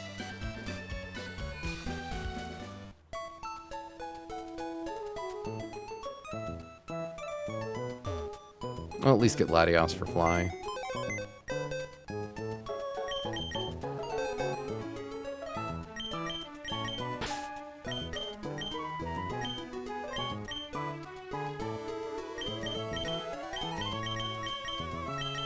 Okay. Welcome back to the stage, Freaking It.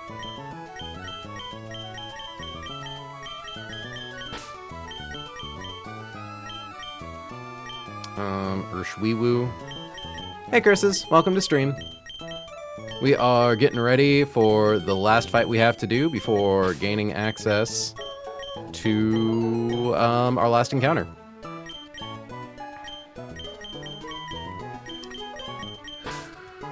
Greninja. Sneasler.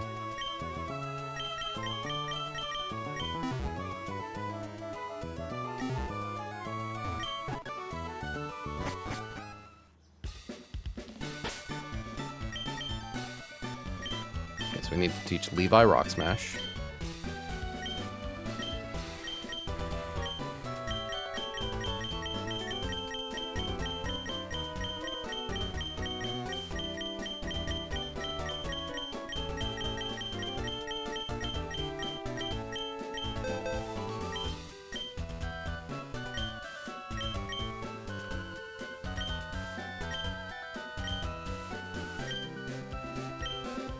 Drop Thunder Punch.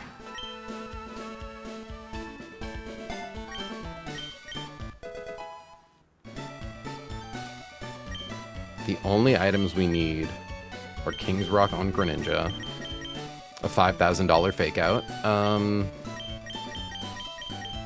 but genuinely.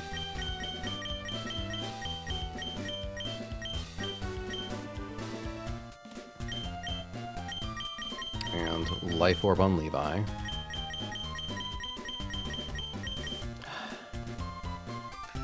This line makes me a little nervous, but it's cool. Datus doesn't need anything. Freaking It doesn't need anything. Very not likely to level up, but I think I can just increase its pre-damage slightly. How much do you take from Psychic if you hit level 86? 85 versus 87. And we gain 2 HP. So increase the pre-damage by 4 to 83. But now if we're at 83 HP, we're still definitely baiting Psychic. Because yeah, if we're at 83, and then I go to 86. Why did it drop us down one? We would gain 2, go to 85. Low roll of Psychic. Okay.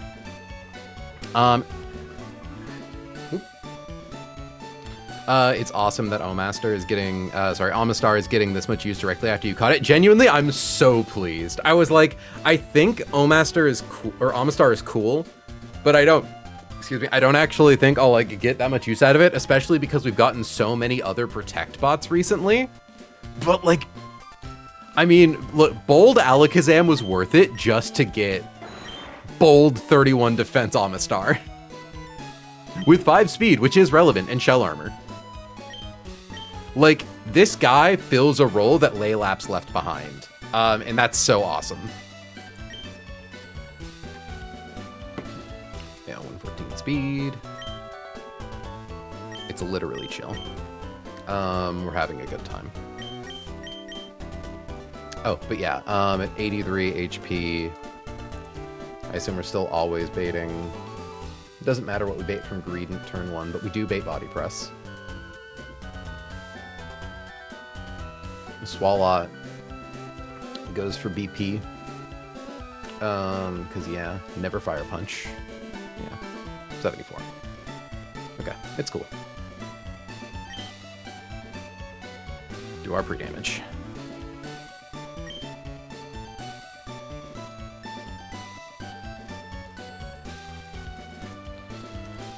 Pre-damage, slot 1 to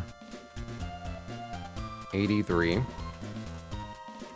Pre-damage, slot 3 to 235.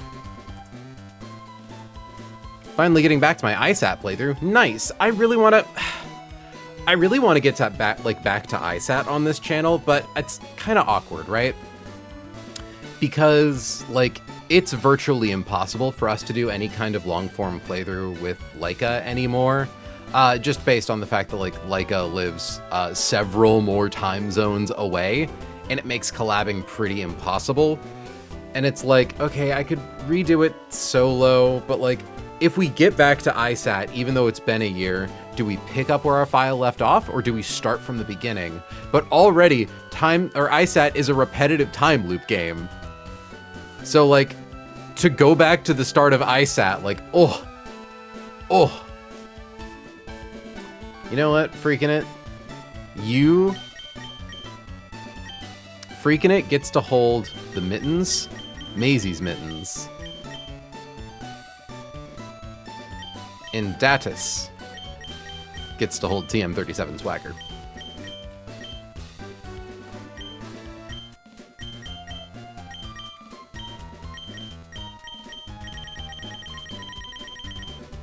Just for the funsies. Curious about something. If I go into my bag, can I organize things? Oh, I can.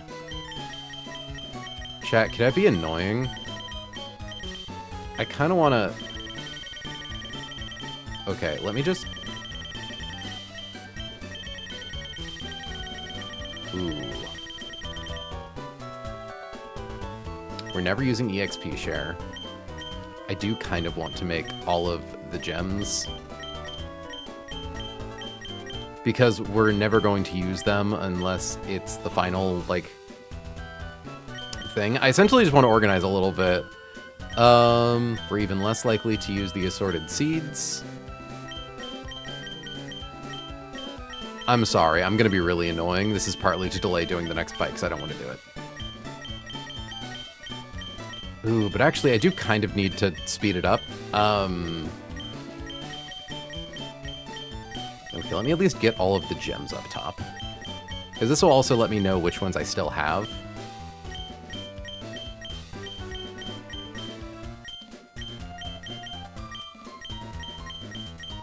Flame Orb kind of doesn't do anything anymore, but I'll still keep it down here.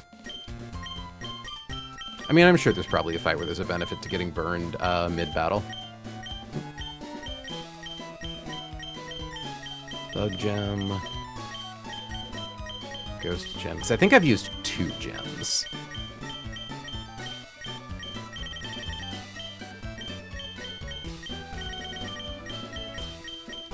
Nice gem.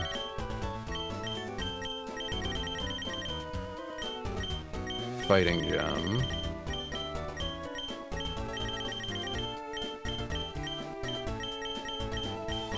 Fairy gem.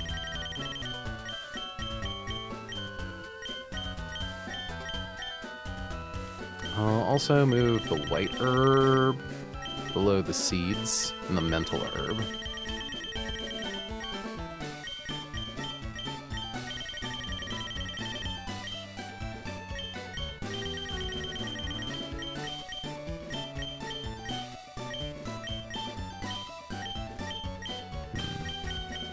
Room service will go up by the seeds. Oop.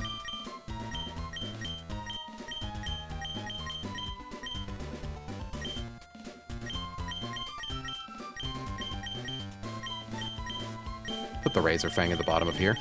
I could theoretically use it. Next to the Razor Claw.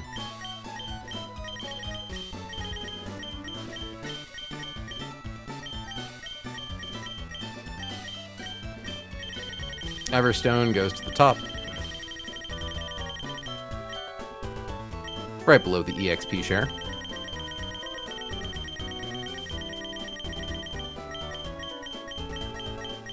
Nice. So yeah, I'm just curious, how many gems do we have left? We still need to pick up the dragon gem. So that's 1, 2, 3, 4, 5, 6, 7, 8, 11, 12, 13, 14, 15. So we've used 3 gems so far? Which ones? What about Master Sheet?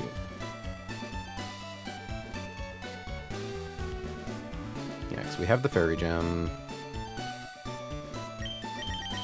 So in order, rock gem, we use the dark gem, poison gem. Ground gem is actually up here. Ground gem, steel gem, electric. We used the grass gem. Who'd we use that on?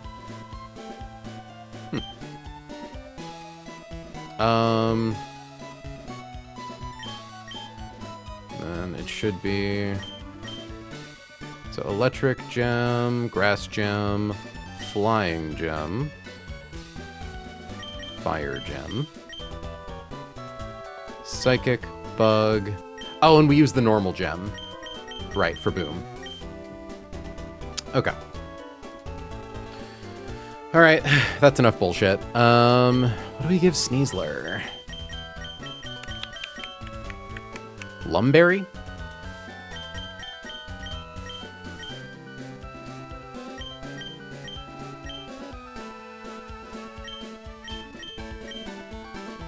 King's Rock. Unnecessary item. Confirming Urshifu, KO's Greedent. Fast out damages Swalot, but fast one hit KO's Snorlax. Yeah. We've done the math. Swalot will never see a KO. We have protective pads for the funnies.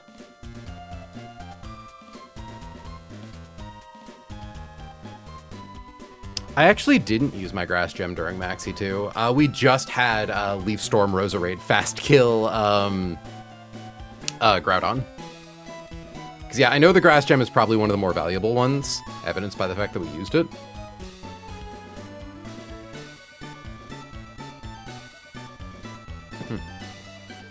I mean, it's fun. The fact that people use it on Maxi 2 means that that's normally where it gets used up. So we're kind of fine not having it. Though I would kind of like it for E4, if I'm being honest.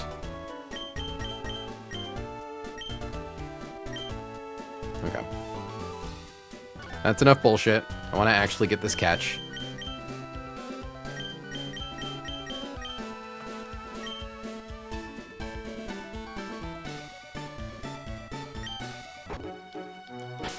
Alright. Confirming. Freaking it. Has protective pads. Has fake out. Levi has Life Orb, has Rock Smash, has Surging Strikes, has Close Combat, has Aqua Jet. TM37. Protect. King's Rock, Rock Smash, I guess, which is fine. But we don't need that, we only need Fling.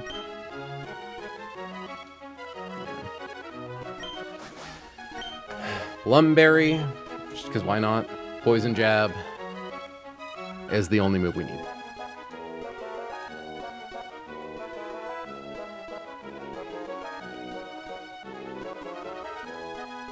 Anything else? Where are you? Yeah.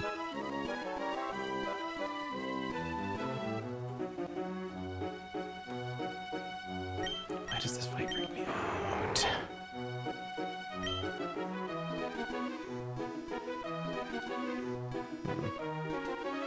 Honestly, bringing Roserade wouldn't be too bad instead of Latios. I think I like that. Roserade with choice specs. Let it click Sludge Bomb.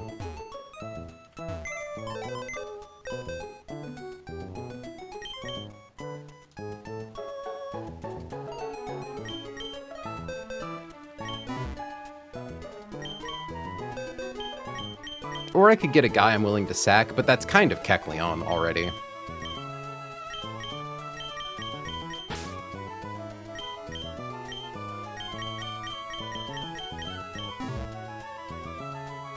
Confirming everyone's pre-damage is still in place. Good.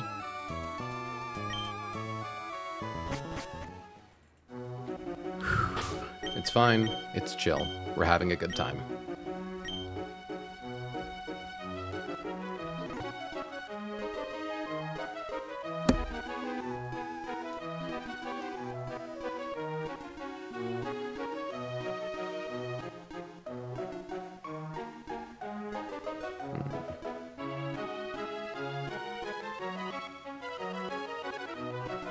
I could give Sneasler Black Belt, just in case of Snorlax. So, confirming. Fake out you, KO Greedent. The following turn, Oranguru and Swalot see fast KOs into Kecleon, which is a swap into Datus, who always lives and then takes enough damage to take kills from them. We click Rock Smash into Swalot before it actually gets that attack off, dropping the amount of damage done by Body Press. Swalot sees a kill on Amistar, but not on Urshifu. Clicks an attack into Amistar. Urshifu does its second Brick Break. At this point, we Surging Strikes into Swalot, swap Amistar into Greninja. Greninja Blink Psychic type moves. Obviously doesn't need to worry about getting hit by Swalot. Greninja then throws a King's Rock into Oranguru as Urshifu kills Snorlax. 2v1. Urshifu kills Oranguru with close combat. Swap to Sneasler. It's fine. It's so fine, April. Cold certainty of math.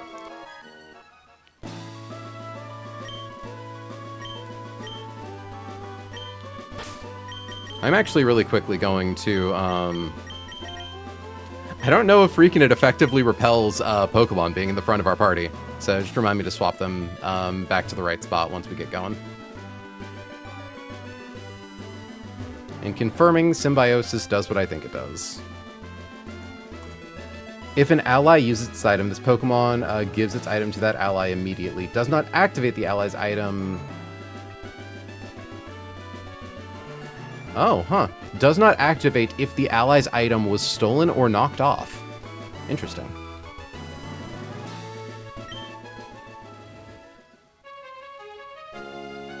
We're having a good time.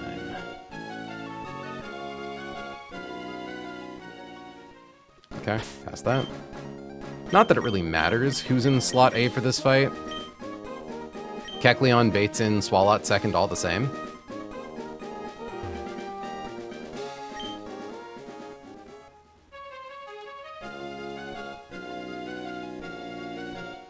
Fast kill versus slow kill April. Oranguru doesn't see a fast kill with Psychic, so it's not going to kill Urshifu with Psychic. Cold certainty of math. Cold certainty of math.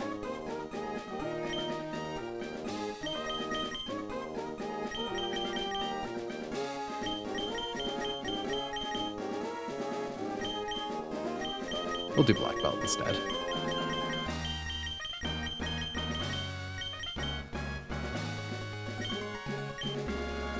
And we give Rose Choice Specs.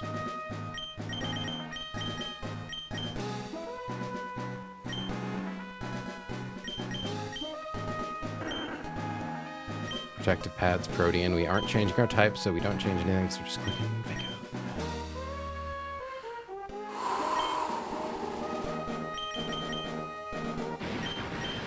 Rock Smash, Surging Strikes.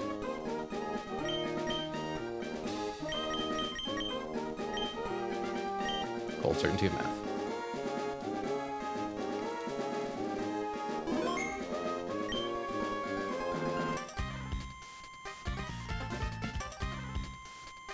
Okay. We can beat these two. We get our next encounter. Bum, bum, bum, ba-dum, bum. Cool Trainer Wendy and Cool Trainer Braxton. Oranguru and Greedent. Freaking it and Levi. So, Oranguru has Trick Room. It will set that up if it doesn't see a fast kill. Thankfully, it does see a fast kill into Freaking It with Psychic. However, Freaking It has Fake Out, so we're going to make Oranguru flinch turn 1. Levi, meanwhile, is going to use Close Combat to one-hit KO Greedent.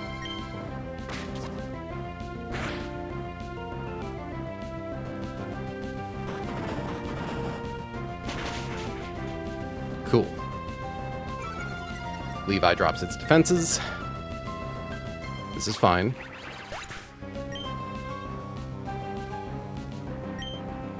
Now, we threaten KOs on everything on their team, or we threaten KOs on Snorlax, so it should be Swalot in next.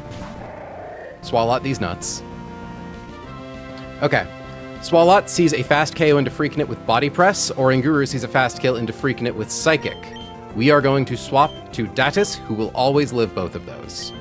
And Levi is going to click Rock Smash into Swalot.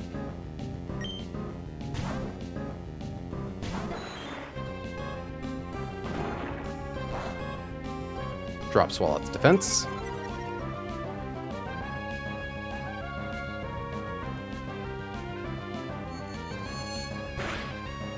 Good. Good. All right. Oranguru could go for, honestly, Stored Power at this point, I think. Either way, Datus baits kills from both of them. Swalot's a slow kill, but thankfully it doesn't see a kill on Levi. So, we are going to click Protect. Levi is going to click Rock Smash into Swalot once again.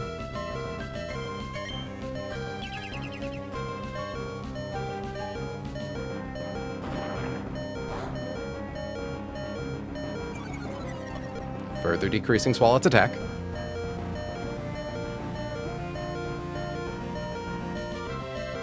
Okay. Now, we are going to swap Datus to Soul. And the reason we had to do those 2 Rock Smashes was to make sure that Swalot didn't barely survive Surging Strikes, because odds are high that its Starfberry is going to proc between the 3 punches. And it would get 2 Starfberry procs immediately.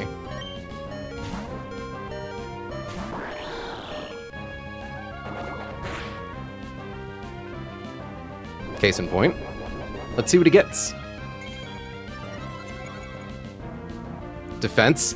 That's why we did this. Genuinely for exactly that situation. That's so funny. Attack. Attack.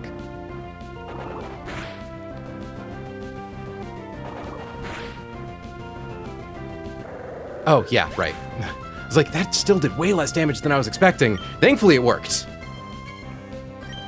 Thankfully it worked. Okay, Psychic into Soul. Oh. Out comes Snorlax. Oranguru now sees a kill into Levi and nothing into Soul. We are going to fling a King's Rock into Oranguru to stop it from doing that. And we are going to KO Snorlax with Close Combat. Flinch the monkey.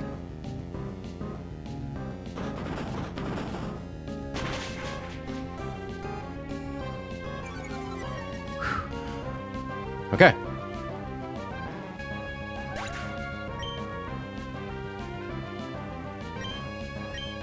Oranguru flinched. Now, thanks to King's Rock plus Fake Out, Oranguru is at 70% HP or less. So we are safe to swap Soul to Sneasler. And Levi should be able to take it out with Close Combat.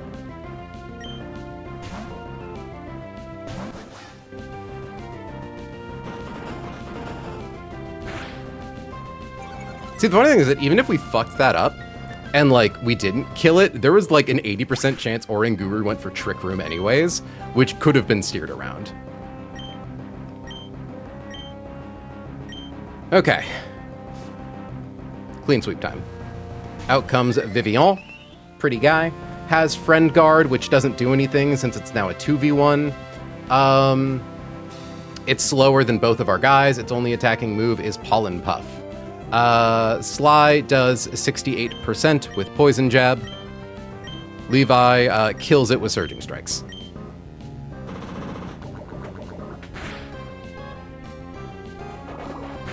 (68 to 81%.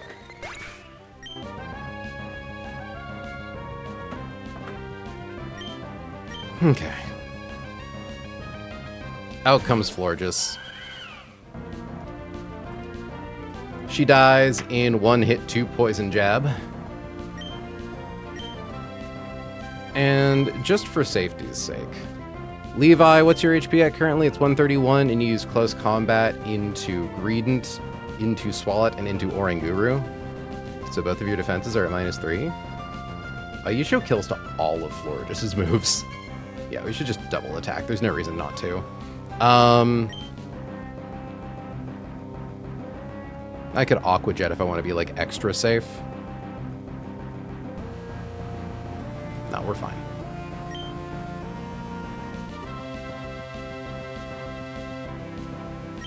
Oh, there we go. We'll go for Rock Smash.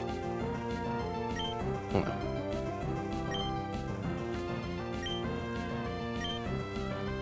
Like, it's fine.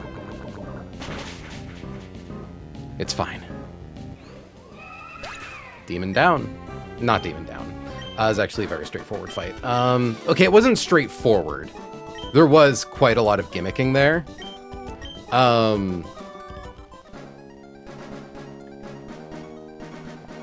I do feel like that Swalot should have always gone down in 2 hits, though, from Surging Strikes. So I'm not sure what happened there. Sticky Hold, Starfberry got +2 to its defenses, which should have sent it back to neutral. Or maybe not. Hold on. Is it 68? Okay, no, that makes sense. I think we essentially did, like, min damage with things, and then we, like, yeah, knocked it into Starfberry range. It got its defense back to neutral, so we only did, like, 68%, or 68 damage. Either way, very, very glad to have that taken care of. 1 second.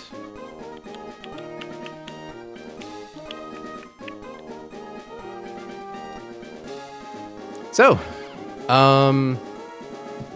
well, actually, first things first, if I'm understanding the documentation correctly, yeah, I'm looking at the map.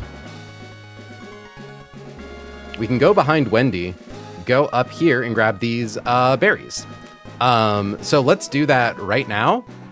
And if we get jumped by something, the docs lied to us and we can reload. It's the April classic, right? Also put Urshifu into the front of the party.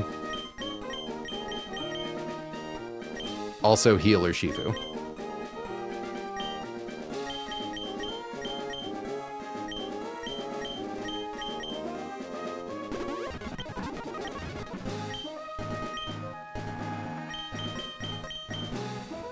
Yeah, no, thank you so much. Like, Amistar genuinely has been such a cool guy. Mintmod? I turned off the AC earlier because it was, like, you know, still kind of chill outside. Do we want to maybe go turn that on real quick and close the windows? Thank you, my love. So there should be 0 guys in this general direction. Oh, these fights are in the rain. Huh. 2 Oka berries. Oh my god, we keep getting 2-ofs.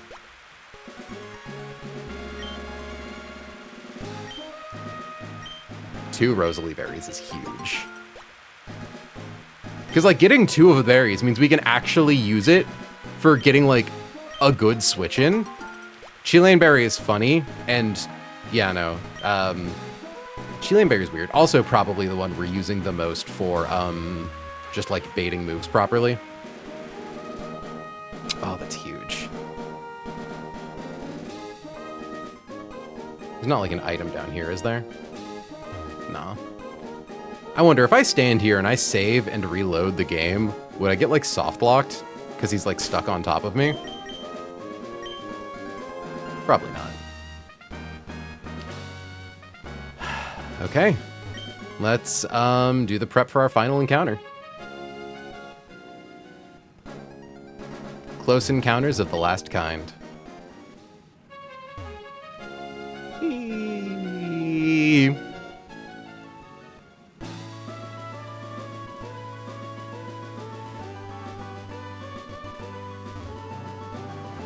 Resist berries also give true. Well, kinda. Okay, actually, I'm curious. Does the Rosalie berry do fairy type damage? Because I don't think Natural Gift has a fairy type move. Or has a fairy type berry. Because the thing is, I'm pretty sure the resist berries only ever provide the lower base power version of their moves. And at that point, we already have berries for everything. Like, so it actually doesn't add that much more coverage, unless specifically like Rosalie or Roselli helps us, yada yada. Avon. Oka, Shalane. Oh, I'm gonna get a screenshot of these.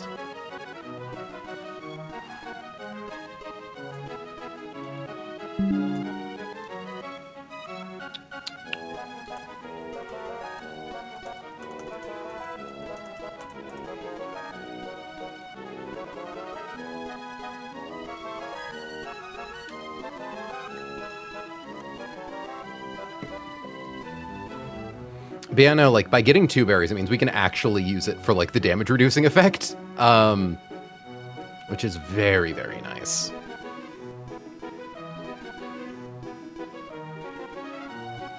Okay, let's fly, wait, I was already on the right screen.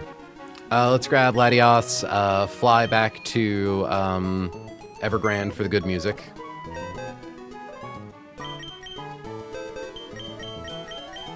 Latinas.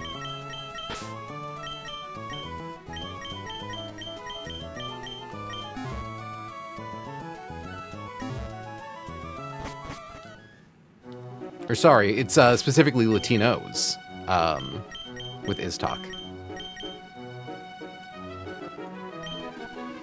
I'm also going to, Mitmod had to open the blinds a bit to close the window.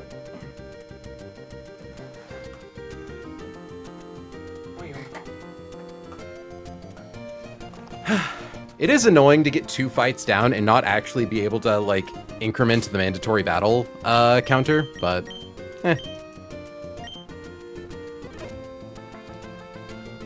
Okay.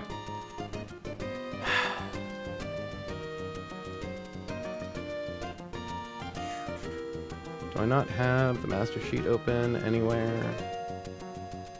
I do. Okay. So, encounter tables. The scary thing about run 123 is just that all the encounters here are like level 90. Weavile, Blastoise, Primarina, Samurott, Absol, Goodra, Lopunny, Blastoise, and Mawile. The big hits here are Lopunny, Goodra, and Absol in reverse order. Absol's probably the best for our box, Goodra second best, Lopunny third best. Blastoise is neat. I'm sure we could find some places to use it. It gets its Mega Evolution, so, like, that's cool. But that's kind of it. Samurott Hisui isn't bad, but again, it's just kind of, like, okay. Absol is a Dark type. We want one of those. If we encounter Weavile, we kind of have to ask ourselves a moral question. Because some people consider Sneasler to be a dupe for Weavile, some people don't. They're both valid. I had considered Weavile or Sneasler to be a dupe for Weavile. Hold on. I'm getting really annoyed by fucking Florigis. Could you shut up? There we go. I had considered Weavile a dupe for Sneasler because I was going after like Avalugg as a dupe for Avalugg and Avalugg H. I didn't get them, but in theory they would have. However, I am considering the fact that both Avaluggs have a common ancestor in regular Bergmite, as opposed to Weavile and Sneasler, who have regular and Hisuian Sneasel, if that makes sense. It's kind of the only Pokemon in the game you have to worry about this distinction with, next to, like, Hisuian Zoroark. Who we didn't need to worry about because the only time we could find Hisui and Zorua, we had already traded for Quillfish 2. True. Yeah, if you count Quillfish and Overquill as separate. And it's like, we don't even need to, like, answer this question unless we encounter Weavile first. Because, like, if we get Weavile, we are enabled to do some funny shit in E4. We can kind of dog walk E4 and do like whatever we want. A little bit. Like, the biggest issue that our box is facing right now is missing an adequate dark type. The best thing we have is Greninja, who isn't bad. Greninja can absolutely serve as a dark type, and it is possible to beat the Elite Four without a dark type, but there's only like 5 trainers who have done it. IDK, they're both called Sneasel before they evolve. I would agree. See, and it's like, and I'm of a similar mind, but my thought is like,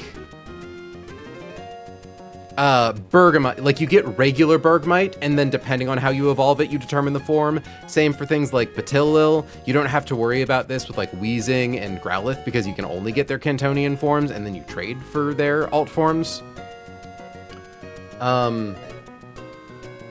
Yeah. I'm going to get a calc sheet up for Weavile just in case.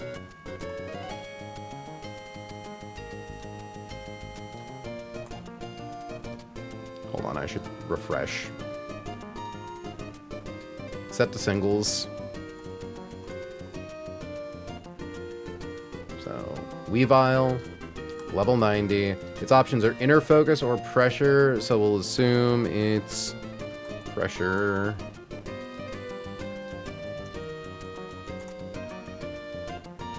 Triple Axle, Ice Shard, Knockoff, Icicle Crash.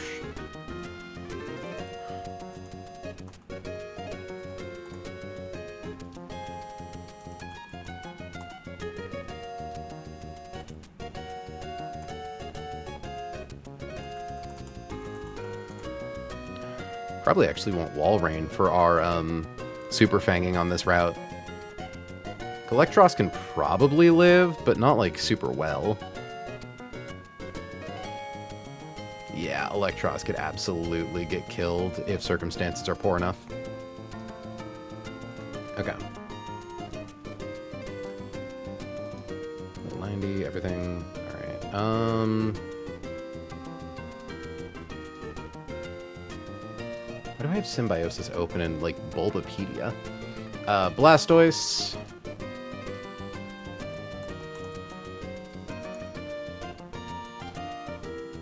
Ultimately up to you. Might not be completely relevant, but it helps at all. You also wouldn't be able to use both forms of Sneasler on the same team at a tournament. Yeah, no, I'm definitely well aware of that. I just know that, like, people consider it both ways.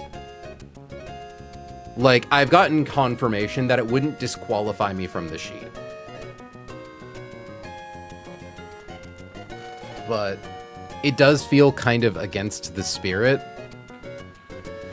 But also, like, getting Weavile is, like, the one thing that might actually enable us to do Mudkip E4, and that's the only reason I'm like, oh, it could be kinda... But it doesn't even matter, right? There's an 80% chance we don't even need to, like, think about it. Okay. 90, I believe your only ability option is Torrent.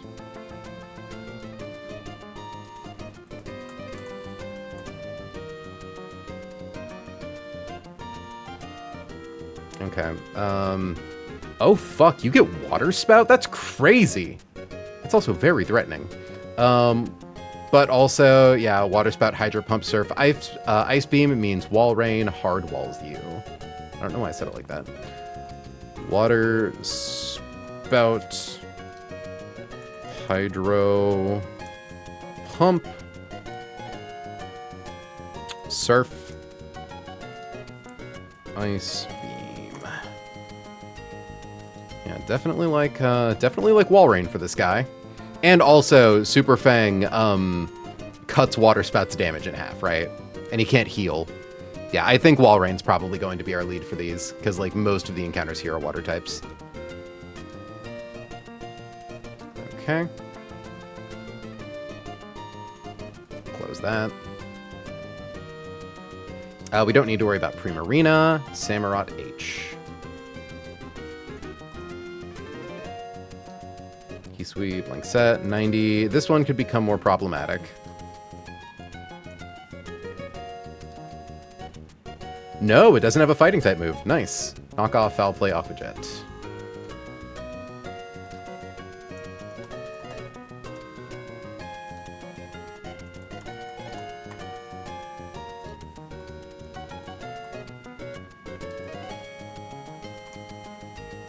Yeah, honestly, I wouldn't be upset about Samurott. Access to Knockoff and Aquajet are really nice. Yeah, Walrein goes crazy.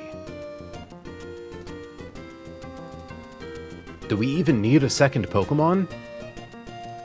This is a joke, of course we do. Oh, I should probably set its moves, actually. Oh, no, I did. So next up is Absol. Yeah, no, Absol just has an absolutely incredible Mega Evolution for,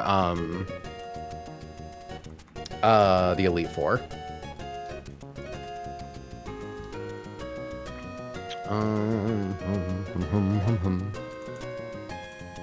Its only ability option is Pressure.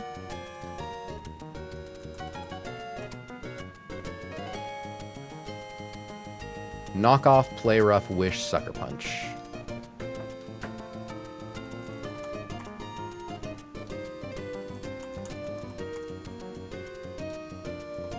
Like, genuinely, all of these moves are incredible. Access to Wish is really cool. Access to Sucker Punch is something our box really needs more of. Knockoff is really cool. He does a lot of damage. Because it's like, the problem with Absol is that it's really high attack but bad speed. But if you Mega, 115. It even gets a usable special attack stat if you want to like use some of your beam type TMs for tech. And let me guess, are you walled by Walrein? More or less. Less of a point to Super Fang this guy, but we can in theory hit it with Charm and then still bring Electros as our second guy to go for T-Bolt. But also, damn, Absol has a catch rate of 30? I'm surprised. Cool. Okay.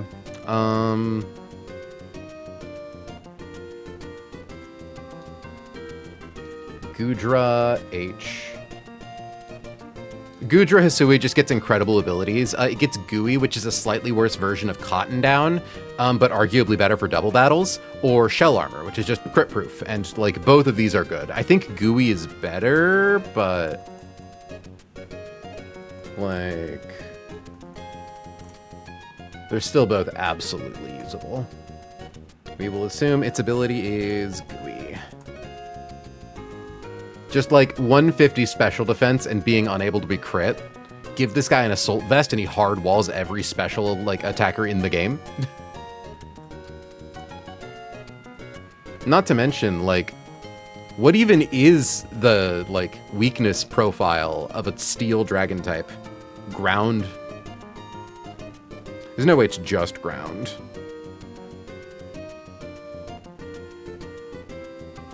Steel. Fighting and ground, and that's it. And you resist normal, water, flying, grass, electric, psychic, rock, bug, steel, and immune to poison. You resist over half the types in the game.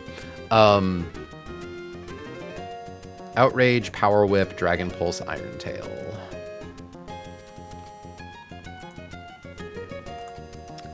Outrage, Power Whip, Dragon Pulse. And I think since Walrein's a water type, we're not actually weak to Iron Tail. Yeah. Should be able to live a Power Whip. You were adamant.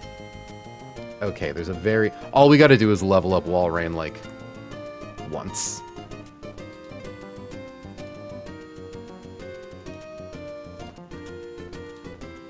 Okay.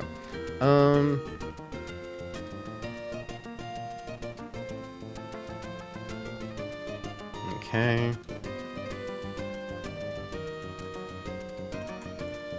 Low Punny is really cool. It gets Cute Charmer Limber. Limber, honestly, both are great, because you're never pre-statusing with Paralysis. Cute Charm can let you fraud, though it can honestly sometimes be more trouble than it's worth. Limber, specifically, though, like, ooh, you can swap in on Paralysis moves and not have to worry about it. And Mega Low Punny is insane. 135 speed, 136 attack with Scrappy so it can punch ghosts.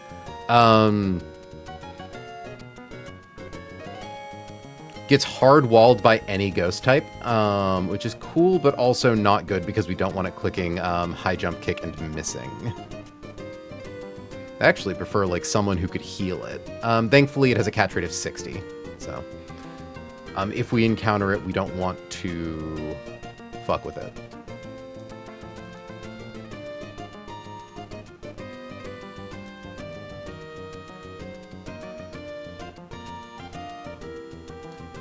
And Lopunny's, like, base Lopunny's stats are pretty bad, so we don't actually even need to worry about, like... I don't think high jump kick is going to do that much to wall rain. An amount, but not that much. However, we don't want to harm Lopunny either. Lopunny, like, alone might be reason enough to open with Electros instead. Okay. High jump kick, double edge copycat fake outs.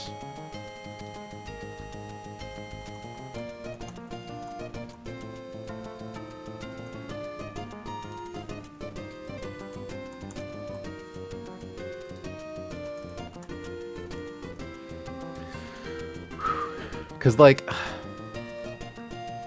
Mega Audino can bulk this guy and use Heal Pulse. Regular Audino struggles to swap into HJK.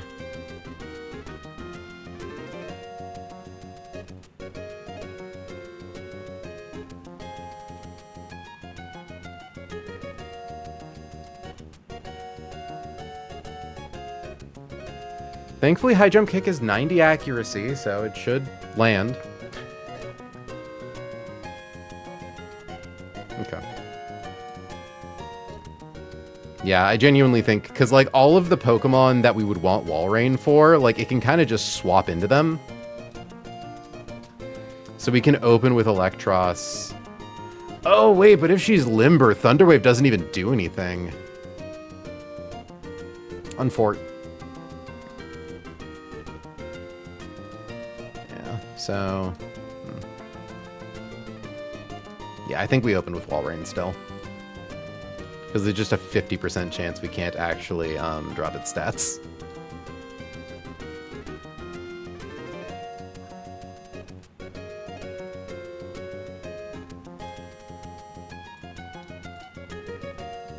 Yeah.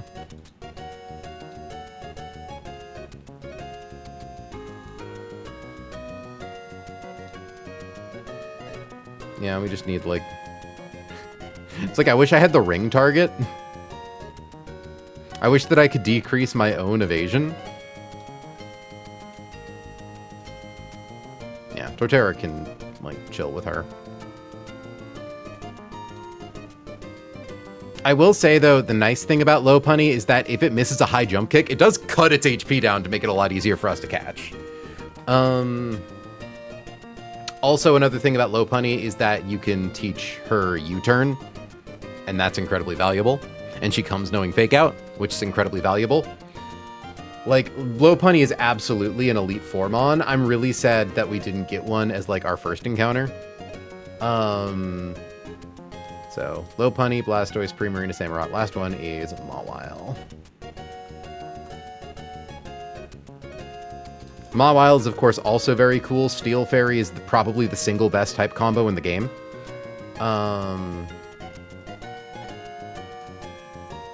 And it gets an incredible Mega Evolution. We'll assume Hyper Cutter. Doop. Honestly, Hyper Cutter isn't bad on Mawile. Hyper Cutter and Intimidation are both valuable. Because you Mega Evolve Mawile turn 1 anyways, so to be able to come out alongside an Intimmon hitting you and being immune to it, and then you immediately shake off the kind of so-so ability of Hyper Cutter for huge power without suffering the attack drop is really nice. Or alternatively, Intim, proccing on the opponent, dropping their attack, and then Mega Evolving to become an absolute killer is also really nice. Okay, what moves do you have? Play Rough, Knock Off, Iron Head, Scary Face. Play Rough, Knock Off, Iron Head, Scary Face. Walrein is pretty good here. Electros is pretty good here. We like bulk slow punny the best. Or Shifu, kinda. Yeah, we can't use a ghost type because if she uses high jump kick into a ghost type, she dies. I like Slowbro. Yeah, I think we just bring like Torterra and Slowbro. Is anyone else kind of difficult? Goodra. Should get someone who bulks Goodra. Just like a decent fairy type that's not Primarina because Power Whip. Grand Ball maybe? No, Iron Tail.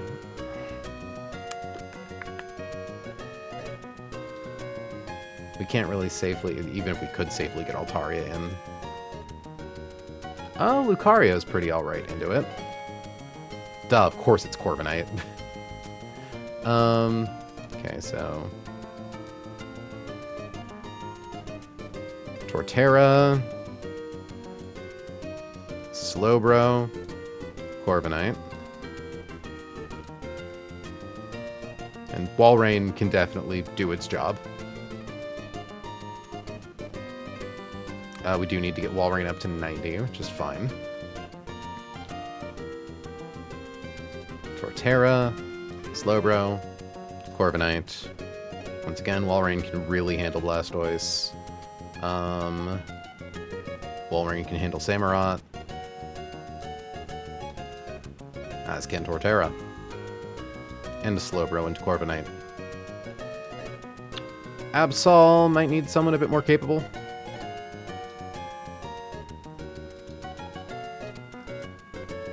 Okay, Torterra's pretty good. Definitely not Slowbro, though. Yeah, knockoff does too much. I honestly don't think we give anyone any items other than, like, citrus berries.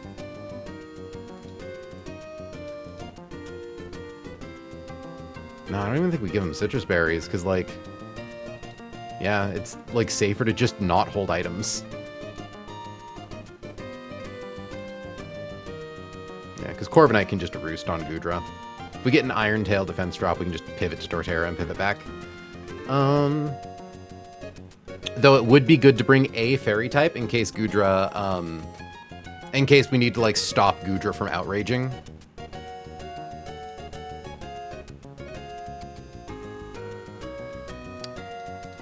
Oh, yeah, Corviknight's great into low punny.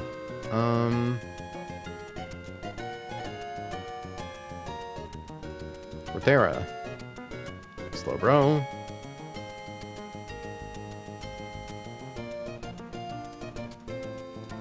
Corviknight. I suppose we can give Slowbro a... Oop. Oh shit, hey Lixie, welcome to the stream. We are about to go do our final catch of the entire game. But yeah. Slowbro's pretty great here. Everyone's great in the Mawile. What am I saying? Okay, so I guess... Who's the fairy type I like the most?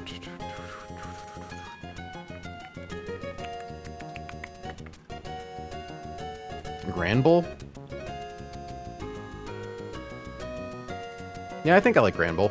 Because if we know it's going for Outrage, we can safely swap in. Okay. 2 screen cam.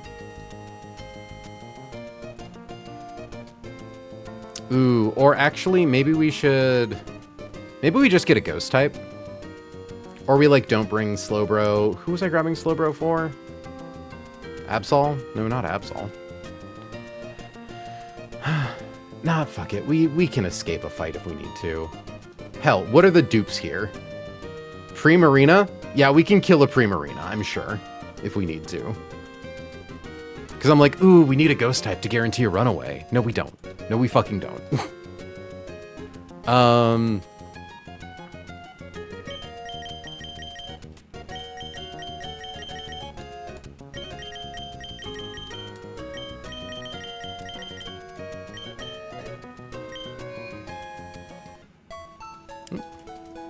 Time for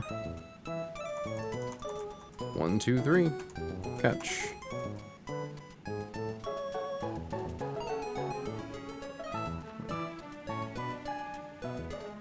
I got like something on my keyboard.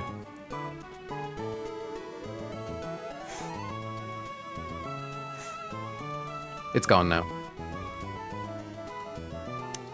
Yeah. And if I decide I can't catch Weavile, Corviknight actually is not that great at killing Weavile. Ah, but Walrein is. Yeah, Walrein can just click Super Fang like 3 times.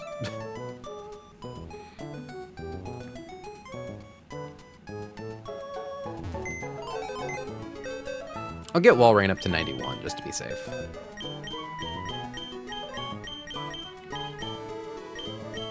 Also, if I truly need to, which I won't, I kind of don't mind sacking Jane if I have to. Jane has been our, like, capture specialist. This is the last catch. Odds are very low we need Jane after this. She still definitely has her niche. Being completely, like, having 0 weaknesses does make her very good at, like, beating guys in 2 hits. And makes her a high-value, like, sack.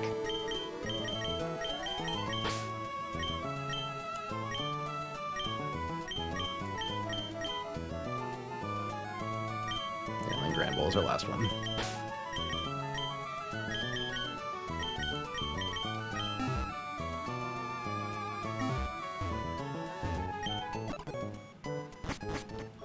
Yeah, I can give, yeah, I can give Slowbro a Citrus Berry since it's not coming out against anything that has knockoff.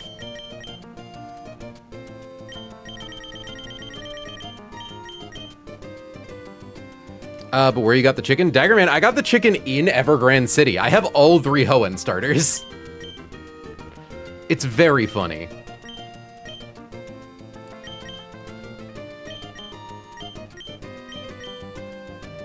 Yeah, we got Mudkip from Lava Ridge Town, we got the 1% Grovyle in Sootopolis City, and we got the 5% Torchic. Genuinely, if it's possible, I didn't even see Sceptile. Yeah, it was our Kyogre killer. It's a plus speed Sceptile too.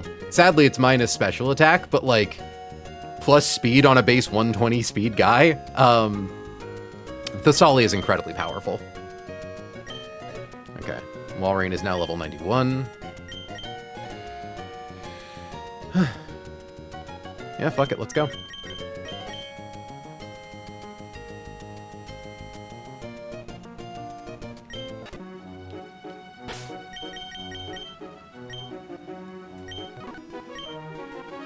Pellant is deactivated. Pellant is activated. And actually, I do need to make sure that Walrein is of level to make sure that Repel works.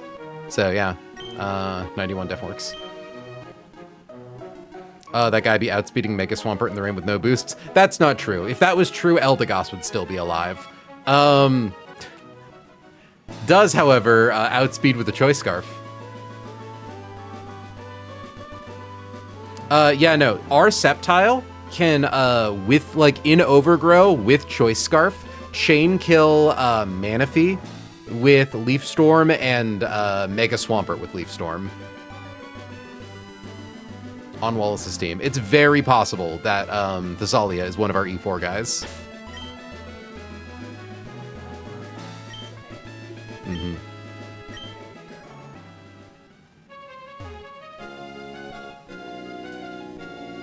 Like, because our box is so rare, there is a part of me that's genuinely like, I wonder if I could cook an E4 that has Swampert, Sceptile, Blaziken, and have that be my claim to fame. I think that'd be pretty funny and cute. Honestly, I'm gonna level up Walrein more. 93 should be fine.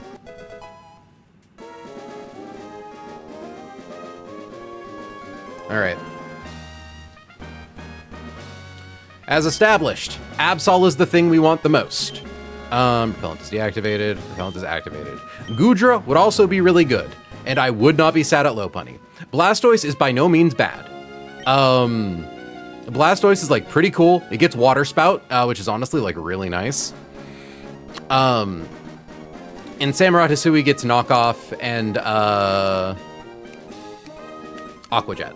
Like, everything here is real fucking cool. but Absol is the one that like most definitively would help us in Elite Four. So I'm safe to walk this way. I'm also safe to pick up this full heal, this full restore. Now, are there any tiles of grass over here that aren't in water?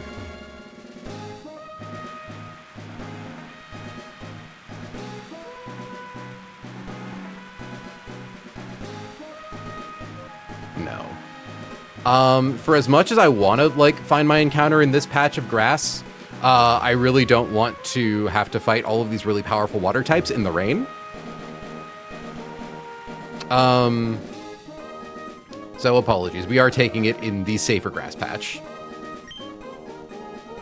Final catch of the game. Let's see Absol.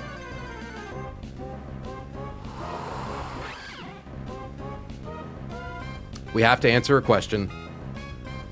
We have to answer a really important question.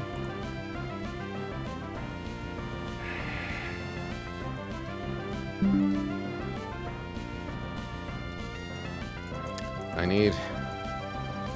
Well... I hoped I wouldn't have to answer this question. Does Sneasler dupe this?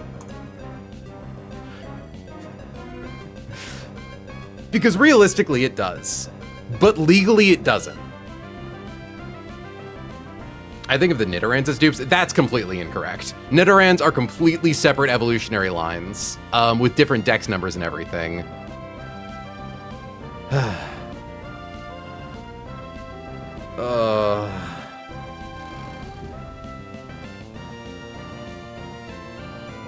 I really hoped I just wouldn't have to be confronted with this.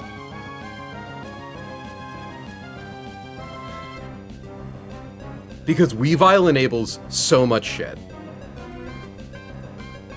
Weavile enables so much shit. And it's consistent with the rules we've played by.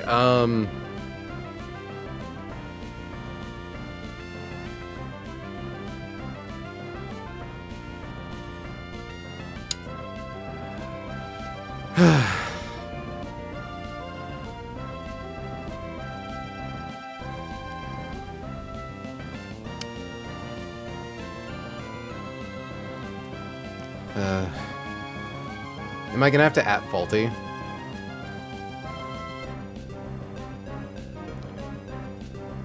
Hold on, I need to DM Hannah. I didn't wanna have to find an answer to this question. Does Snee dupe this?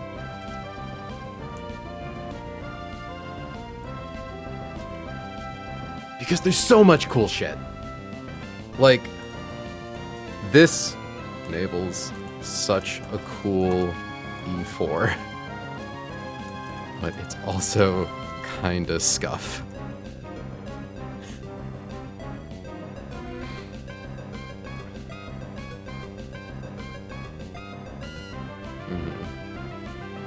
See, and that's the annoying thing, is that a lot of people are like, I would say it's duped, but that's just me, and I absolutely understand that mindset.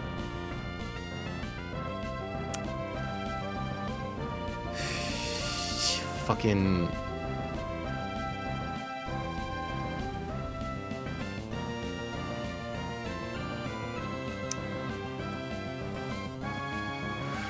I don't know, man. More important to be considered with what you said before? Yeah.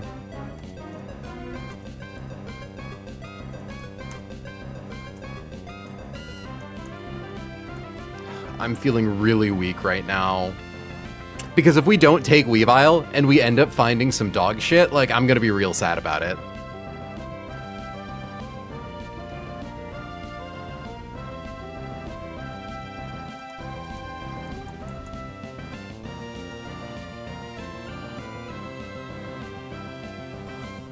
Yeah, I did say that. And then I learned recently that people don't actually consider them... Well, no, I kind of always knew that. What am I saying? I think I said that before because I didn't need to worry about it, right? Because, like, oh, I don't need to worry about encountering Weavile. It's not in the pool I'm pulling from. Catch one if no one answers and come back later if consensus is it counts as a dupe. Yeah, because essentially what I would need to do, right? Because I kind of did something like this before when we had a dubious catch, where I accidentally forgot to toggle repel back on when catching, like when getting our desert encounter. I forgot to turn repel back on. We smashed a rock, which guaranteed that we had a wild rock encounter. And I'm like, I don't know. I'm going to catch this. I'm going to not look at its stats. I'm then going to like go do desert, catch the first thing I see there, and then just like ask like, what does this count as? You know, like, is this legal? And Faulty said it was legal, and I got like Drillbur. And you know, it's like, this is kind of fine because it's like, if people say it's not okay, I get to go with the first catch. But it's like, if people say it's not fine, it's truly like what's in my heart.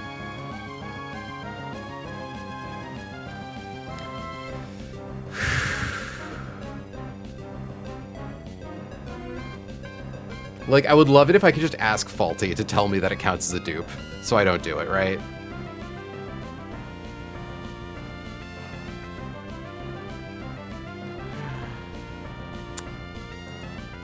Truly the thing.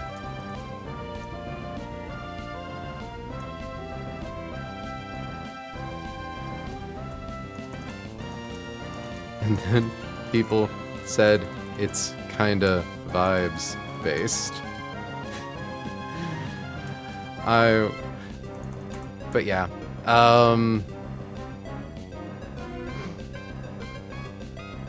it's really simple, folks say. Okay.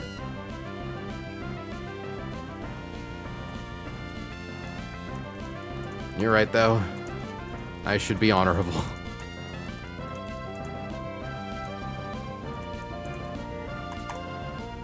Thank you, Dexcord, for keeping me honest.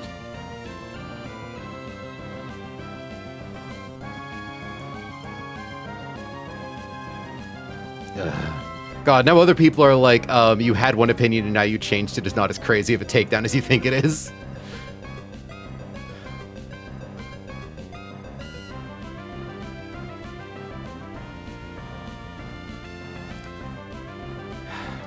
No, I'm running. I'm running.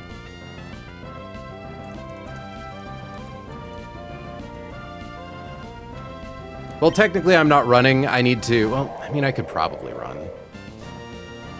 It's pressure anyways, which is the worst ability by far. But yeah. Weavile, pressure. I don't think it could ever kill Walrein. Because I'm like, I don't think I can effectively run from this guy, so I do think I need to just use Super Fang and then, like, Frost Breath.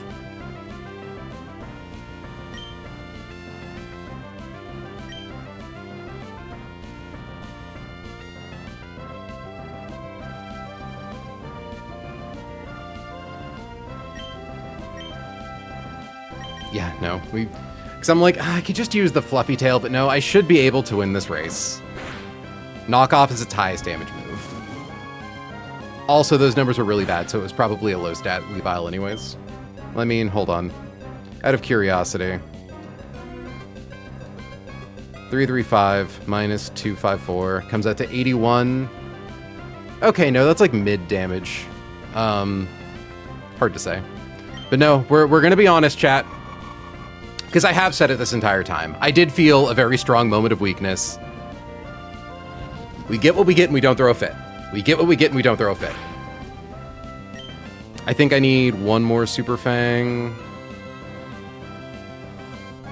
Yeah.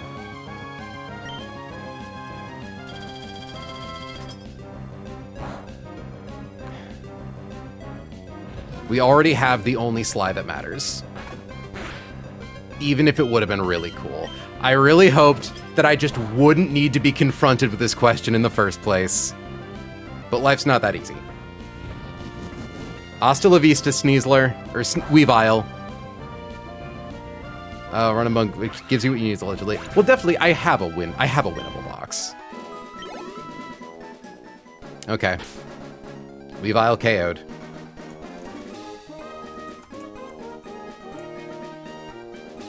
Okay. I should probably check to see Because that thing did have pressure. So I think we might have actually used up most of our Super Fang PP. We did. So let's get that back. I'm going to be really annoyed if we encounter another Weavile that we have to run from. Yeah, no.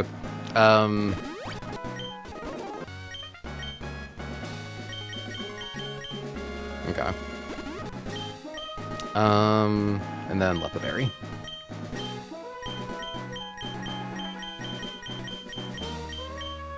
The game has... Look. Oop, no, I don't want to give you the Lepaberry. I want to use the Lepaberry. On Super Fang. And then take that other Lepaberry off, because a lot of guys here have knockoff.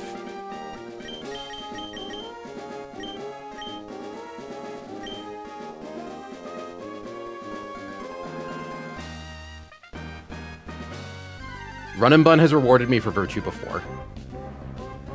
I'm not upset about this. I'm really not upset about this. Okay. The real final catch.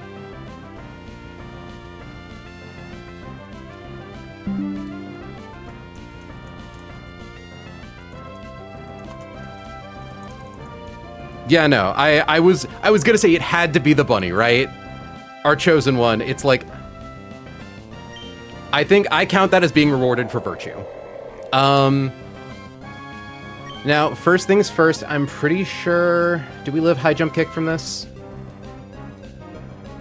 Because, like, I would like to be able to throw quick ball, ideally. So... Into wall rain, critical hit, high jump kick, adamant. Yeah, because regular low punny stats are really low.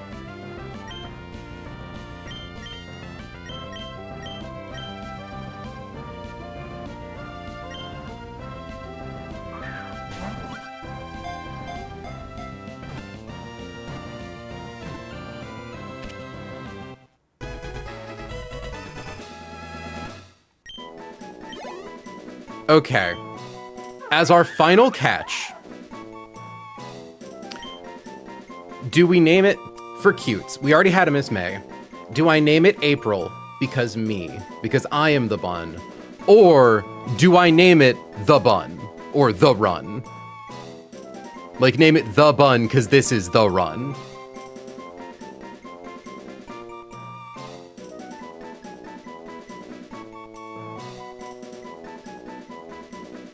Run the space and wait. Is there ampersand?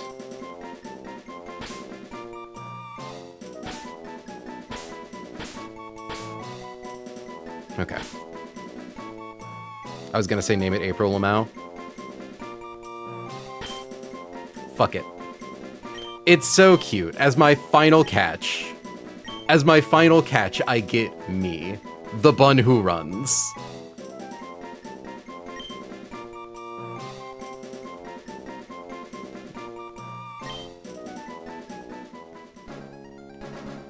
Repellent is activated. Chat, thank you for keeping me honest. Dexcord, thank you for keeping me honest. I felt the temptation. I felt Lucifer's hand on my shoulder. It's not Absol. Our only viable dark type for Elite Four is currently looking to be Greninja.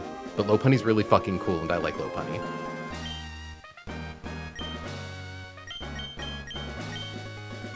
Let's go see what this thing can do.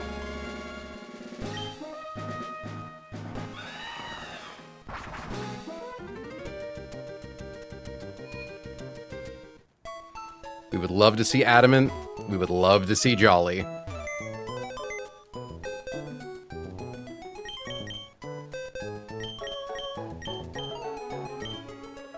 Rash.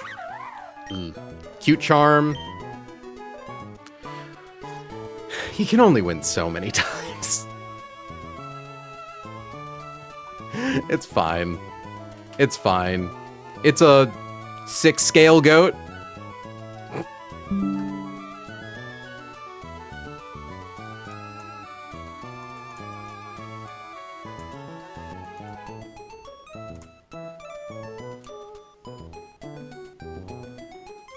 Six fighting type, E4 still on the table. Honestly. All scales belong to her. Because it would be 1 scale for U-turn, 1 scale to max attack, 1 scale to max speed, 3 to change nature. Mascot bunny. I kind of gotta, right? I've kind of gotta. Jesus Christ, we have 21 people. See, look, I was gonna say, fucking Dexcord felt my temptation. They felt the dark hand of fate on my shoulder, tempting me towards Weavile. But we stayed honorable, we stayed true. And now we have 21 people in chat for some reason. She's cool.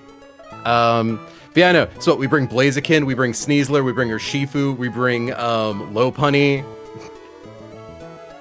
We bring Lucario, who is my favorite Pokemon. Like, realistically, looking at the fighting types in our box, hold on. Do we even have enough fighting types for that? Lucario. Ooh, I think we only have 5. Sneasler, Urshifu, Lopunny, Blaziken. Yeah, unfortunately, 6 fighting type Elite Four is not possible simply because we sacked Beware. Unfort.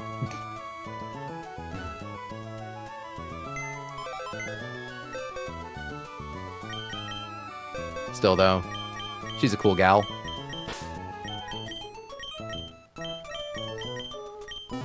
Also, like, she gets Fake Out. She gets Fake Out, and that's really good.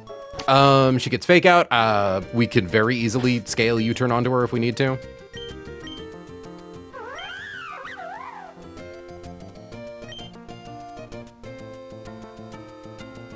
Baby. Fake Out, Copycat, Double Edge, High Jump Kick. Sadly, we have to get rid of High Jump Kick. It's just not good. Oh, shit. So does she even, like, hold on. Lopunny.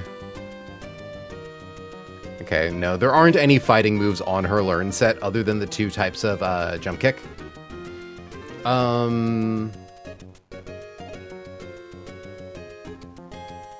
Wow. The only fighting move you can scale onto this thing is Rock Smash. That's insane. Or, not scale, but teach it. The problem with Jump Kick and High Jump Kick is that they can miss, and you lose half of your max HP if they can miss. And you can't even guarantee hitting High Jump Kick with Wide Lens because it only becomes 99% accurate. Also, she is missing access to Return, her best physical move. Or her best normal type move. Because Return is just base 102 power with no downside. I think, yeah, it's literally only 3 Pokemon learn it: Lopunny, Audino, and Miltank. Well, yeah, but just because it was given that in Gen 8 doesn't mean that Dexa wanted it to be on its move list. I think Dexa knew that, like, this thing's already really powerful. Giving her close combat would be kind of problematic. We can teach her Aura Sphere, though, but I don't think she really... Yeah, special attack of 54. I don't think she really does much with it. Oh, that's true. She also gets the elemental punches. Well, let's get a fucking raid done while we, like, actually have a bunch of people in chat. Also, folks, if you want to see the remainder of my run, we're coming up to the end. Make sure to drop a follow. We stream 3 to 4 times a week. I want to try to beat Run and Bun by the 23rd. I don't think it's possible. I don't think I'm going to get there in time for the channel anniversary, but I want to believe. We're nearing the end. It's pretty cool. But yeah, drop a follow. Got a link to my Discord up there if you think I'm cute. If you want to get go live notifications when we go live. No stream tomorrow because Mint Mod and I are going to be away on a little holiday. A little lovers getaway. But yeah, we'll be back Monday with more cool shit. I'm glad I got Lopunny. I'm very glad I got Lopunny. And wow, no one I follow is streaming right now. Chat, who can I clout into?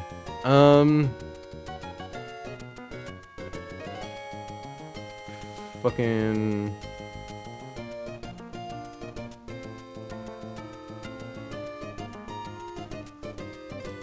Fuck, who's running They Bun right now? It's like, why am I being sabotaged? I have all these folks. And I can't send them into a big streamer. I mean, I could raid into Triano, but that feels a bit ambitious.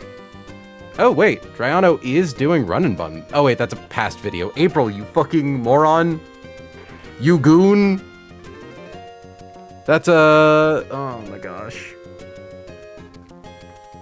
But yeah, Cheesema is streaming. If I just type in nuzlocke.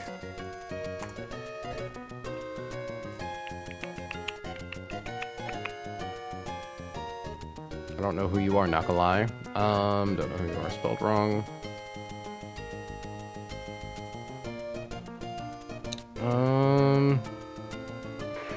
Yeah, fuck it. We raid into Cheesemo. How do I spell your name?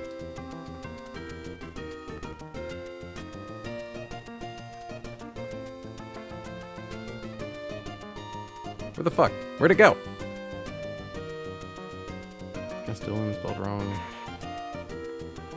I'm struggling so hard right now.